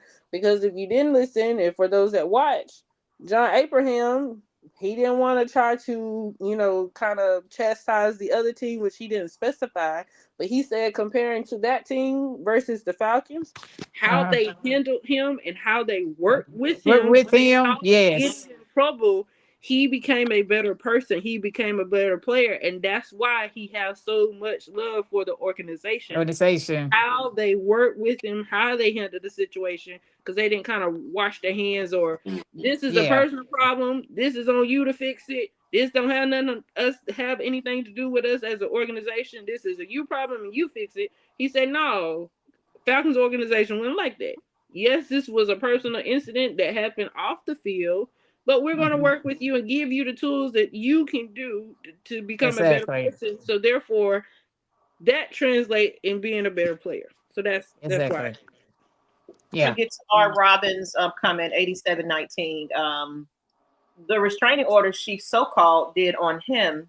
Um, I don't know, because if she did that while she was on and off with him, they were seen at her Jersey retirement in December. Of course, those are kind of Mhm. speculations. He say, she say. Say Of course, we need all the factual facts about this. exactly They might have just broke up. We don't know the timeline on on when there. all this occurred. It might have been just happening when he was just having a very emotional time, getting ready to possibly win that award. He was high hopes, and she wasn't there for him. You never Yeah. know. So who Never has know. Yeah. buddies in school? They need accountability buddies. Absolutely. 22 with millions in his pocket, but obviously he needs guidance. Let's let this play out in the courts and let Matt Yes. and AD get him that help. She wanted that damn money, point blank. Oh wow. Lord. She's also Dang. she's also She's an NBA player herself. she's also an athlete. So Boy. we just Lord. don't we can make speculations. We can be upset, Man. we can be emotional, young in love and with money. Oh, Young man needs help. Absolutely. I don't yeah, know. absolutely. What's Yeah. love? Go ahead, put in the chat those times you don't crashed out on your come on now. 3:30. As women, what's the best way to handle this type of situation? Give some tips for women. As a woman, She did, according to what they're saying. She let them know I didn't want to be in a relationship with you. Don't contact me. And I guess she got to a point where she blocked him because he didn't honor that boundary. She did the best she could do, and then of course she was like, "I'm getting ready to go to the police department because now you're putting my life in danger. You're following me, stalking me." But at the same time, we still don't know what her.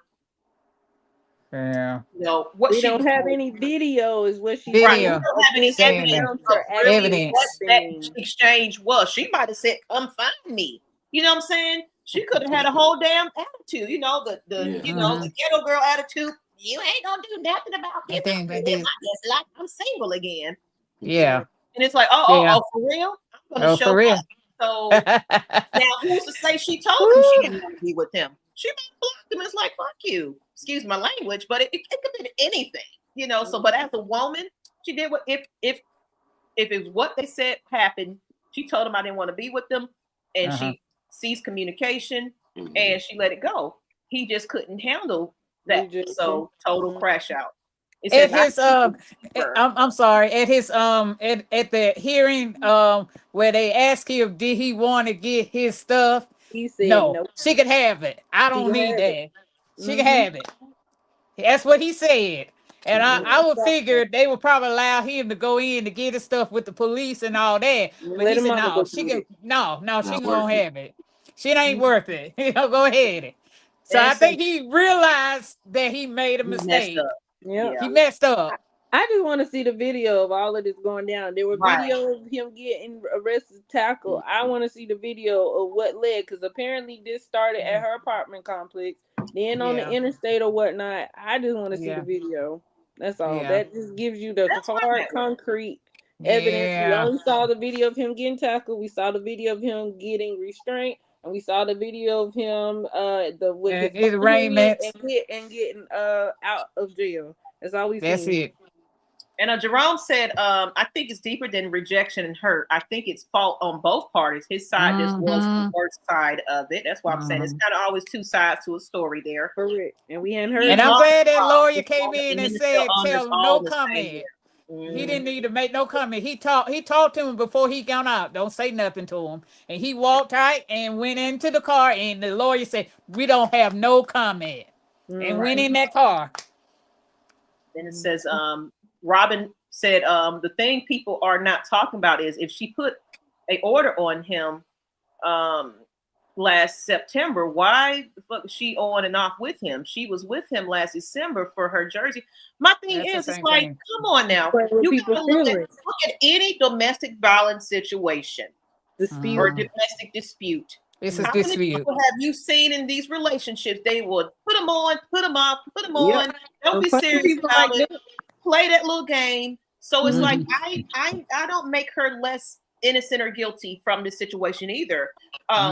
If there was a restraining order, which I need evidence and facts on that. Of course, that's people would sit there and send them to jail, but then don't want to press charges. It's situations like that. We have to be very careful about the narratives we put out there and the false stories until we have some physical evidence. When we get to this case and they start putting that out there, I don't want to put nothing out there. If she put on a restraining order or what have you, what, I don't know. So it's like we don't know if he lifted it or what you got to say? Bree, I believe that you were correct. I don't think I could have came on here and said just keep him, just because I identify as a man and I'm on a podcast of women. I don't think I could have just came on here and just just go ahead and keep him. No, sorry, he did nothing wrong. So to your point, yes, I believe that subconsciously, I'm not going to say that we got to keep him just because it's not going to be a good look for me. You know what I mean? And then just on top of that, it's not a good optic for me to say that. If that makes sense. Yes. Yes. Can I add something else? Not to what your statement is. One thing that I hate the most, due to the negative opinions about Pierce, not once did we hear that his mom did the speech at the honors until these bad news about him came out. And I hate, it's kind of like, well, here we're gonna portray your mom as the person that spoke so highly of you, and then 2 days Which is later, wrong. pressing out. We as fans, so we already talked about how we felt he deserved the award, but there was not one snippet of that video of his mother speaking of him until he got arrested, until this situation came out. And I hate that it's kind of like you're plastering his mom in a negative And she should manner. be portrayed that way. Correct. It's kind of like you spoke so highly of your son, but here's the result of how your son truly is. I don't like how that is portraying her either. That just hurts, you know. Yeah. You know what? And I'm glad you also mentioned that not only just because, of course, the story is on James, but at the same time, she's not saying much of anything. Correct. Yeah. Keeping Correct. quiet and respectful, and she could be crashing out and acting a fool, but also she is a professional athlete herself. Worried about her son. There could be more to the story that we're missing for him to go across the state and crash out like that. So it's like, let's also pray about her as well. Yeah. What it's doing to her mental. The fact that she did have to, I'm pretty sure that they had some love for one another. The fact that they had to end their 3-year relationship and everything else, I'm pretty sure she's heartbroken also. A lot of emotions are there involved. So let's pray for both parties at this point. But it seems like she just want to cooperate and not make a big deal about this. But because of who he is, as well as who she is, now people want her to say something, want her to react. Why is she not saying something? Maybe she's going through it right now, and she's feeling like and she's thankful that her son is alive, because it could have been a lot worse. I mean, a lot of parents doesn't have their kid in that situation. Well, I'm talking about more of the girlfriend. I'm talking about the WNBA players, more her feelings, and because we're talking about things, but what about the victim in this situation? How is she feeling? We're not really focusing on how she feels, but I've noticed she's kind of been silent about it. I'm pretty sure she had a legal team as well, like you said, that probably told her, for legal purposes, not to say anything on the matter besides you giving your account to the officers. And definitely praying for her, because like I said, I know stuff like that could be traumatic. It is not a good feeling. I've been in situations like that where like, whoo, I ain't got nobody to go to. Do I need to take legal action? Because some people don't know what no means, type of thing. So I definitely, I'm actually still experiencing a little bit of that verbal abuse, even when it came to a very, very close friend. I ain't gonna say it. But this person would crash out on me so bad where they blew my phone up continuously because they weren't getting their way. And that's all I'm gonna say about it. Where it was like, the things you're saying to me, the way you're acting, and it was like, because he loves you. It's like, we're not together. We've never established anything because of your personal feelings that you're holding on to. You need to let that shit go. Stop putting business and and pleasure and all that together. If we're business partners, be business partners, but get your feelings out of it because I'm not with you. Correct. So I had somebody that crashed out because of that. And I see Jerome said, but on the flip side of Ben Roethlisberger's can rape a woman and still play, then I hope JPJ can play again too. And that's what he did. He got away with that. Done worse than what he's doing now. A lot of people that's worse. Absolutely. He got a second chance. Mental health all the time. Yeah, they need help with their mental health. Savannah, couldn't be me, would be broke up with her as in a draft night. Still, but like I said, you're speaking emotional. Mm-hmm. You don't know You what don't live in his body. You don't know what his feelings is. you don't know how he was treating her or how she was treating him. Yeah, exactly. They really supported each other. If you go back and look, she was all in for him on draft night. So we can't say it. And they were together prior to her getting drafted, prior to him getting drafted. They had history back in Tennessee. Yeah. Yeah, they went together. Yeah. Yeah. So, Singing Mailman said, this is another great opportunity to open the floor for discussion on a very real thing. Men and mental health go hand in hand. And it's funny. Exactly. I don't know if it was, I don't even remember what episode it was, but someone did say I need to bring in mental health and men and mental health topic. Because a lot of people don't know I have another podcast outside of the Atlanta Falcons Nation called Candid Room with the K. Like I said, I'm a mental health coach, so I incorporate discussions about mental health.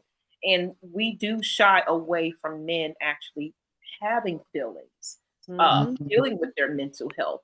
Maybe they can't express themselves because they've been taught to be tough and shut up and deal with it, or let that lady get in your face and then you can't say nothing about it.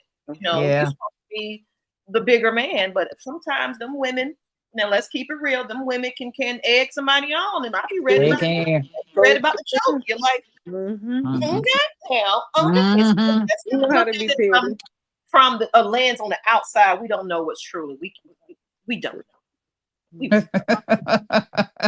Calm down, folks. That's the most important part. So all the things are out there, and the Falcons make their statement about what they're deciding to do.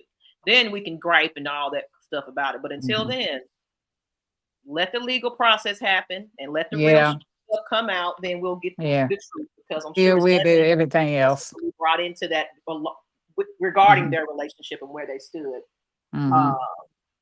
So I answer your can't make this up, guys, period. So on that note, I think we're gonna change the narrative just a little bit more. Just because it's a sensitive topic. It is. I'm gonna bring it back to you, Patrick. I guess outside of coaching, what do you feel the team needs right now to be successful in the draft, free agency? What are the needs of this team, if you don't mind? We need a wide receiver too. We need somebody to stretch the field opposite of Drake London. Whatever happens with Kyle Pitts, to take the pressure off of Bijan Robinson. Drake London, I love him. He can easily get double teamed. Not gonna say easily. He can dominate games and he can go missing during games. And we need somebody on the opposite side to take the pressure off of him. I like Donnell Mooney. For whatever reason, he couldn't really get it going like we expected him to. He came along slow. He was hurt. And by the time he was ready to go, we was putting in another quarterback. So he was starting the process all over again of trying to get acclimated to another quarterback and, get in another rhythm. So I think we need another wide receiver, a speedy wide receiver that can go over the top, take the top off the defense, stretch the field out, and change the whole complexion of how we're playing offense, because we're using Bijan everywhere as a wide receiver, as a running back, as a tight end, as a blocker, sometimes as a quarterback. It's crazy. And we need, like I say, we definitely need to shore up that offensive line for sure. We can never have too many offensive line pieces, but for the most part I say round 2 of the draft, round 2, round 3, we definitely need a wide receiver. And I wouldn't mind having, some more pass rushers. Can never have enough pass rushers. And then we need somebody opposite of AJ Terrell. His brother's becoming available. Avion Terrell went to Westlake. So if he's available. Alumni, baby. I'm glad you mentioned that. There was a interview, I got to reshare it, with Cam Newton, who is also a Westlake alumni, that was interviewing AJ Terrell and brought up his brother. So, but just saying, just alumni, It's going to be an easy transition. If we get Avion, he already has a brother who went to the same school. He's going to be an Atlanta native. So I think that would be a good fit. And then on top of that, like I said, we need somebody on the opposite side of AJ Terrell, seeing what's going to happen with Billy Bowman. Xavier Watts is a great piece. So our secondary is kind of good. See what happens with Jesse Bates, how long he's going to stay around with us. We might need his replacement. We need some linebackers. I forgot. We need linebackers. We need linebackers who can cover, go sideline to sideline, and tackle the running back. We were getting ate up at times during the run game. And I blame that on the running backs at times, especially when we have defensive linemen who can, take on double teams and eat that space up. We need linebackers who can flow to the ball and cover. So we don't have a lot of gaping holes, but we do have needs. We have things we need to address, as far as trying to take our team to the next level. But for the most part, I like the pieces we have. We're not in dire need of too many pieces. We're not in dire need of entire makeover. I mean, for the most part, I think our whole offseason was just restructuring our front office, not so much trying to reorganize our roster, because the roster we had, it wasn't bad. Our roster is pretty good. We just needed to add a few more pieces, just get coached up. And for the most part, I think that we're in good shape for the draft. I don't know what Matt Ryan's got cooking for free agency. I'm interested to see what Ian has coming in place for the draft. But like I say, I'm excited. I have faith in our front office to address our needs. And as a Falcons fan, that makes me feel good knowing that they see the same problems that I see, and they are willing to address them. And not in previous regimes where they were just glaring problems and we just, gloss right over it. People are actually making the strides to put forth the best team that we have, and I like that. I like that. I'm just highlighting some of the people's comments. You see why a lot of teams maybe still talk about JPJ. Miss Pam, your thoughts? I know we talk about it, but your needs of the team. Do you agree with Patrick? I agree, but I think Ian gonna trade back for some picks, because in his press conference he said he loves picks. So I wouldn't be surprised if he trade back to get some more picks. Or I mean he's gonna address the trenches. He was down at the Mobile at the Senior Bowl scouting some players and stuff like that. So I have faith and confidence he can find those diamond in the rough pieces that we need for our team. And I'm all excited to see what he's gonna do, as far, because he said he liked draft capital and he liked to trade, he liked picks. So I'm excited to see what he's gonna actually do on draft night. Okay. And Miss Bree, your thoughts on the needs? Of course, we don't repeat. Y'all went first because y'all made it easy for me. Y'all addressed everything that needed to be addressed. I just hope that the players that are free agents we sign back. Caden definitely.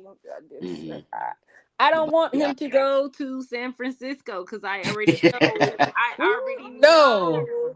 I already know that's where he's gonna go to be with your boy right here, and I don't want that. So as many players that we can retain that may do it, great significance on the plays, we need to keep them. I'm not trying to send them to the op. I'm just gonna say that. What we also need in reference to that locker room, I don't know what y'all be doing during practice week. Know what y'all be doing, but y'all need to really analyze the film, because I don't know what y'all be watching. So definitely y'all need to hone in on film analysis, because baby, ain't no way. Because then take into consideration the teams that y'all think y'all going to win against, y'all lose drastically, and don't prepare significantly, and keep in the mindset that any given Sunday, a team can play their best football and can possibly be a champion. So that's all I gotta say about that. And I'm gonna say this. I'm gonna add this because it was on the Pat show. It was somebody's show where they interviewed Matt Ryan. After all the introductions and Pat McAfee. Yeah, I think it was Pat's show.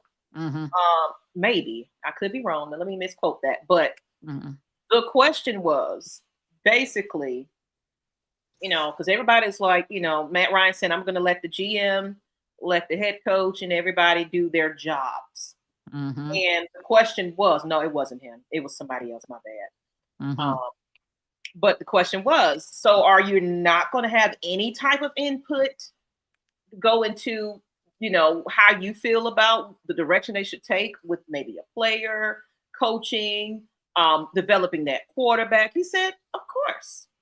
course, I'm going to put my input into it.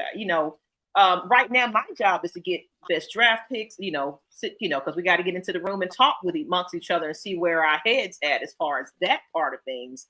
But no, he said, of course, I will get in and leave my input on what needs to happen, but we're all going to come collectively and agree on it. It's still going to be given to that GM. It's still going to be given to that head coach to make that decision. But it's like, you know what?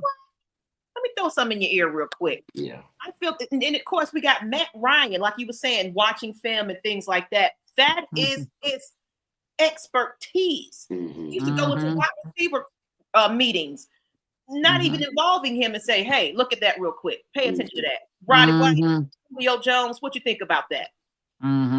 So, film watching is gonna be definitely used. Yeah. Presence and the coaching staff that has all that experience and working with amazing quarterbacks, working with different type of offenses, defenses. We got a pedigree where it can work if everybody is on the same page And hold these coaches accountable. So you need to be making sure our players are set to be great, or it all fails. When your team is not confident, they're not going to play to their best of their ability. So it's going to take every single body to come in here, especially we got a team that we really don't have to tear up and blow up. So these players are happy that we still got Brick. I think we just got somebody defensive to add to that recently. We're building a team. We just got to make sure we see it executed. Exactly. Definitely. So breakup September. Xavier Watts had a situation with his ex last offseason too. They just had a former football player that murdered his lady. Yeah. That was in the news. Stuff right there, like how you would talk about John Abraham. The reason why I say the story a few times, because it's like I met John Abraham when he was at his lowest. Yeah. Went through, if not people, a lot of people probably was following him because former players, they kind of forget about him a little bit because the Falcons really wasn't doing enough to honor these players. But he had it where he realized that something was wrong with him mentally, where he was drinking heavy. There's some videos where he was crashing out, falling into bushes and things like that. It was a bad representation with him, and he was going through something here. He finally checked himself into the hospital and got the proper care that he needed. He took accountability. It was off season now. This is after he's retired. And said, hey, something's wrong with me. So now, actually, a lot of people don't know it. He actually is going to donate his brain to research. Yeah. So, so he's definitely an advocate or somebody that you want to follow about that, because mental health is important. And he also pulled me through my own mental health, where I was able to talk to him like a regular person. He could have turned me down and was like, hey, I'm a football player. I ain't gonna answer you. Me and him develop a relationship that way because he allowed me to vent and talk, and he gave me some tips and stuff that helped him with his mental health. Me seeing his journey is why I reached out to him. It's like, hey, you're an athlete. You're going through something I'm going through. Maybe not to the extent of brain injury, but mental health altogether was a big thing. So on that note, ladies and gentlemen, we've been on for 2 hours, and you know what? Got to get him back before I forget. By the time he got to circle around, he said he misses. He loved Abraham. Come on back, John. Yeah, I've been seeing him on the Water Boys. I might, Water Boy. Of course, I saw my super check on there to just say, hey, the Ladybirds. Remind him. Let me get in his DMs. Get him definitely get him the DMs. But on that note, ladies and gentlemen, and everybody in the chat everywhere, that's thank you guys for tuning in to us. I do see some other people are on at the same time. Yes. How funny is that? But hey, we were just having fun. Whatever. So on that note, we're gonna go ahead and close this out. So Patrick, this is the part where we did mention, what you do as far as your skits and everything else, and being a stand-up comedian. But let's go back to the folks that's kind of late to the show. Tell us a little bit about who you are again, as well as give us your last thoughts. It could be about team related or whatever. Any message you want to give out to somebody, and just advertise your business and everything. Yes. Okay. I'm Patrick Seals, stand-up comedian. I do content based on the Atlanta Falcons. I translate how we feel emotionally, and I help us cope through the disappointing and despairing parts of being a Falcons fan. I have a couple shows coming up in February. I have a couple shows coming up in March in Tennessee, Chattanooga, Tennessee.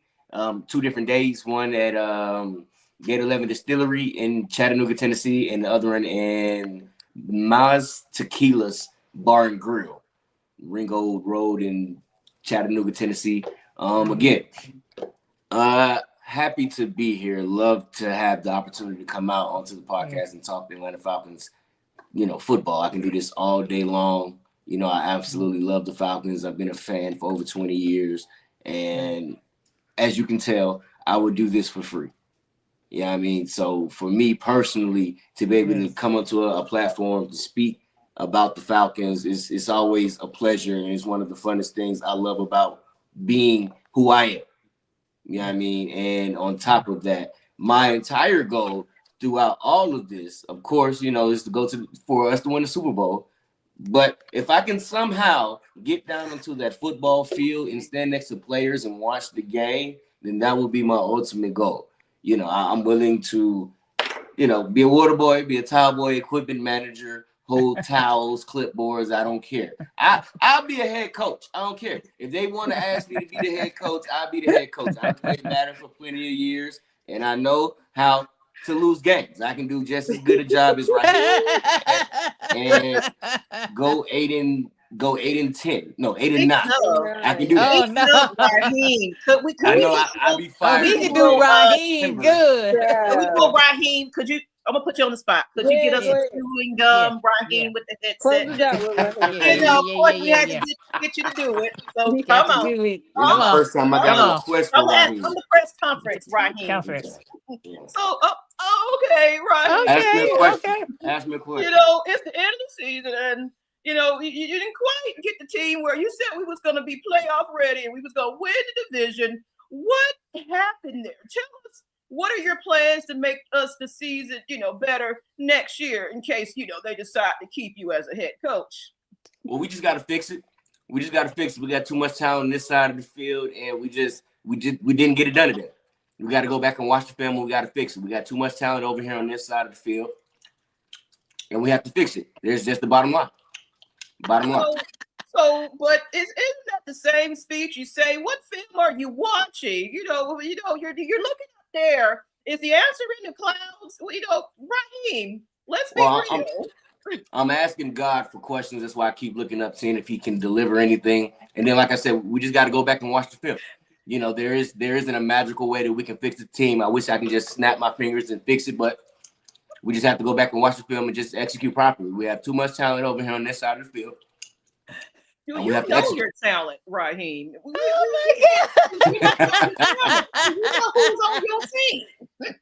Do I know who's on my team? Yes, we have a lot of talent. We have Michael Penix Jr. He's in a wheelchair right now. We have Bijan Robinson. We put him everywhere. We have Kyle Pitts. Sometimes he wants to play football. Sometimes he doesn't want to play football. But hopefully sometimes that he's at a point where he's willing to be the best Kyle Pitts that he can be.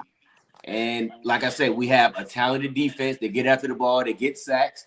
And we just have to execute. This is the bottom line. Okay. Well, look. All right, yeah. That was good. Everybody know where to find you to find a lot more of those skits and everything else for comedic, because we need it right now. Season. They can go on TikTok at comedian Patrick Seals. It's comedian Patrick Seals on TikTok. On Instagram, it's SealsMan93, SEALSMAN 93. On Instagram, subscribe to my YouTube channel because I talk about the Georgia Bulldogs too. I slowed down, once I started getting into the skits with Raheem, but I was reacting to, the Georgia Bulldogs, Kirby Smart, that's my team. I was looking to win the championship this year. That didn't happen.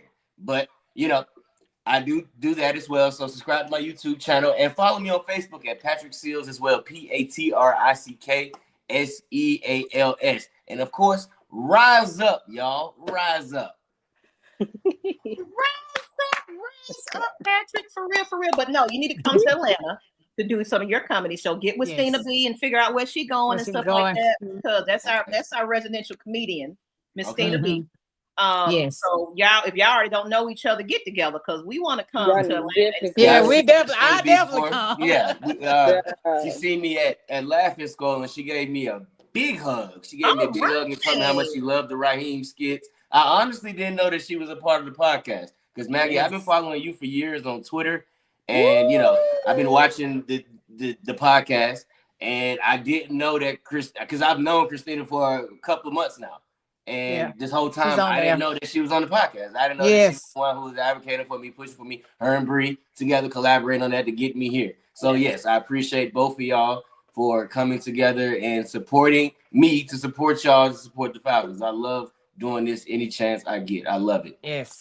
All right. Well, thank you, Patrick. We'll let you go ahead and have your evening. Of course, if you want to, I'm gonna message you later about some things because I think Miss Bree been trying to get me to do some stuff with this Falcons thing, and it's like maybe I need to get in here and run some skits about these Falcons. So Christina B, get with me too. We're gonna come up with something because I told you in the background my idea. I ain't gonna say it on live. It's a whole idea where we can play on your showing this fan reaction and all that kind of things.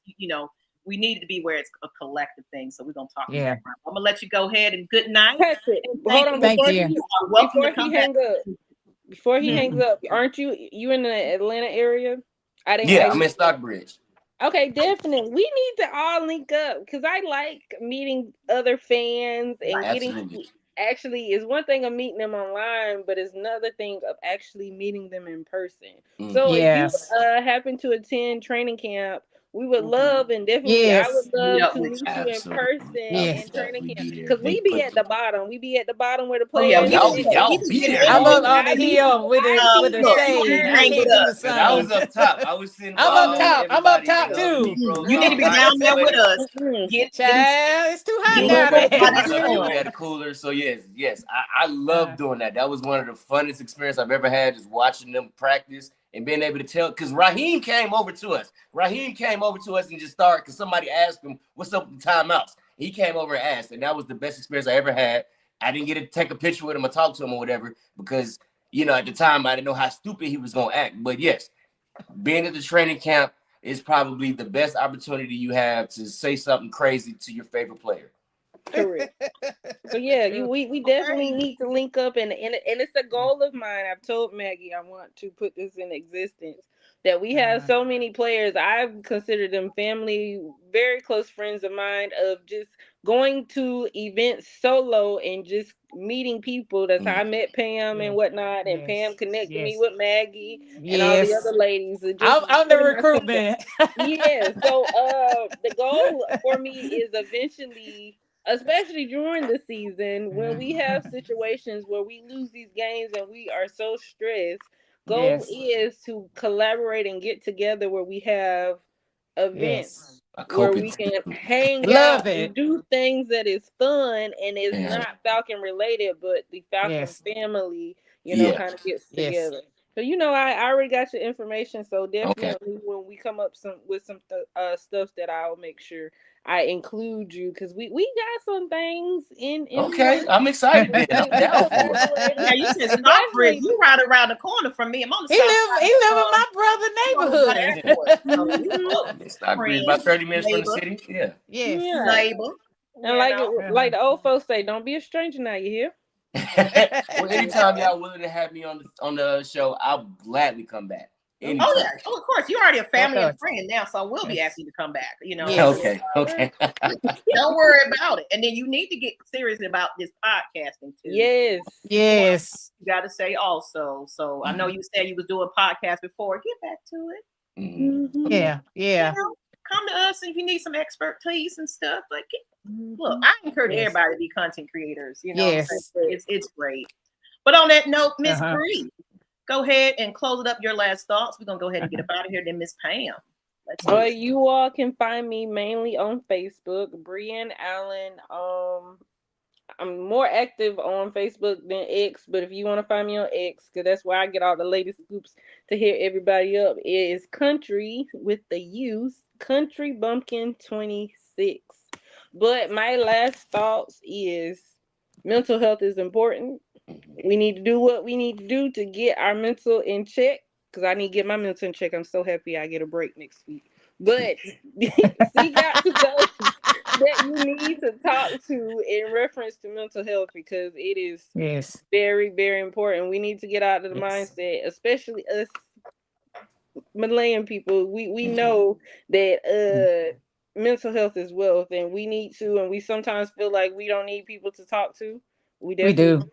We definitely do. We all need that one person that we can confide in, and maybe it's somebody that you don't know and you feel like you can open up. But I just want to end it on mental health as well. Okay, love it. And of course, I'll end on my end too. You know how you can get some mental health help. Miss Pam, close it on now. You can find me mostly on Facebook, Pamela Holcomb Johnson. I'm on Instagram, Twitter, and I be on TikTok sometime. But getting back to Bree, if you running into some problem, please talk to either a pastor, either a counsel. You know, there's help out there. You just gotta reach out, just gotta know the resource where to go to get help. And that's all I got to say. And sweet. And someone suggested that you should name your podcast Find a Way. The Find a Way podcast. Because you know what? That can actually be universal, because I even heard Stefanski say something about finding a way in one of his, he said it there. I think it's kind of a, maybe he don't say it as much, but I was like, he just said find, like listen to keywords, find a way. And now find a way is kind of like it's like, oh Lord, he said it, find a way. Find a way. Yeah, find a way. Maybe consider that. You can run with that. Because now we got to find a way to run this damn team. So there you go. There you go. on that note, I'm your girl, Ms Maggie T. You already know I'm the first lady of AFN. Atlanta Falcons Nation. If you're new over here, please hit the subscribe button, share, like, and also check the description. Let me just make sure, because his link is actually in the description if you want to follow him on Instagram. And of course, you can just type in Patrick Seals on most platforms to also find him. So let me make sure it's in the description. I just want to make sure. Then we're going to get up out of here. But also, I am a mental health coach. Like I said, you can follow me on all social media platforms. My link is attached. If you really want some serious help as far as your mental, and it's anonymous. I don't share anything I talk about with anybody. We keep it very confidential. But if you need some guidance, I'm there for you. And my services are affordable, and I work with you. If you don't have insurance, it's okay. I do take cash. So, but I take this serious because I became an advocate for mental health because of my own mental health, as well as I have a child that's suffering from severe psychosis. I have an autistic son, as well as I have mental health that runs on both sides of my family. So it's just heavy. So I take it seriously as an African-American woman, and I want others to take it seriously. So you can find me on Maggietproductions anywhere. My platform for that is Maggie T Mental Health and Wellness. You can type Maggie T in, you'll find me. So please, people, it is February. Stop crashing out over somebody and your job. Like I took a leave. Hard. Valentine's around the corner. Valentine's, you're in your feelings. You want your boo thing. You're by yourself. Take your damn self out. Come on now. Take your damn self out. Find some friends. You ain't got to be up on somebody to feel love. But we're going to get into that later. Good night. I've been giving y'all alone. It's been 2 hours and a half. So let me get up out of here, y'all. Good night, people. Good night. Night, y'all.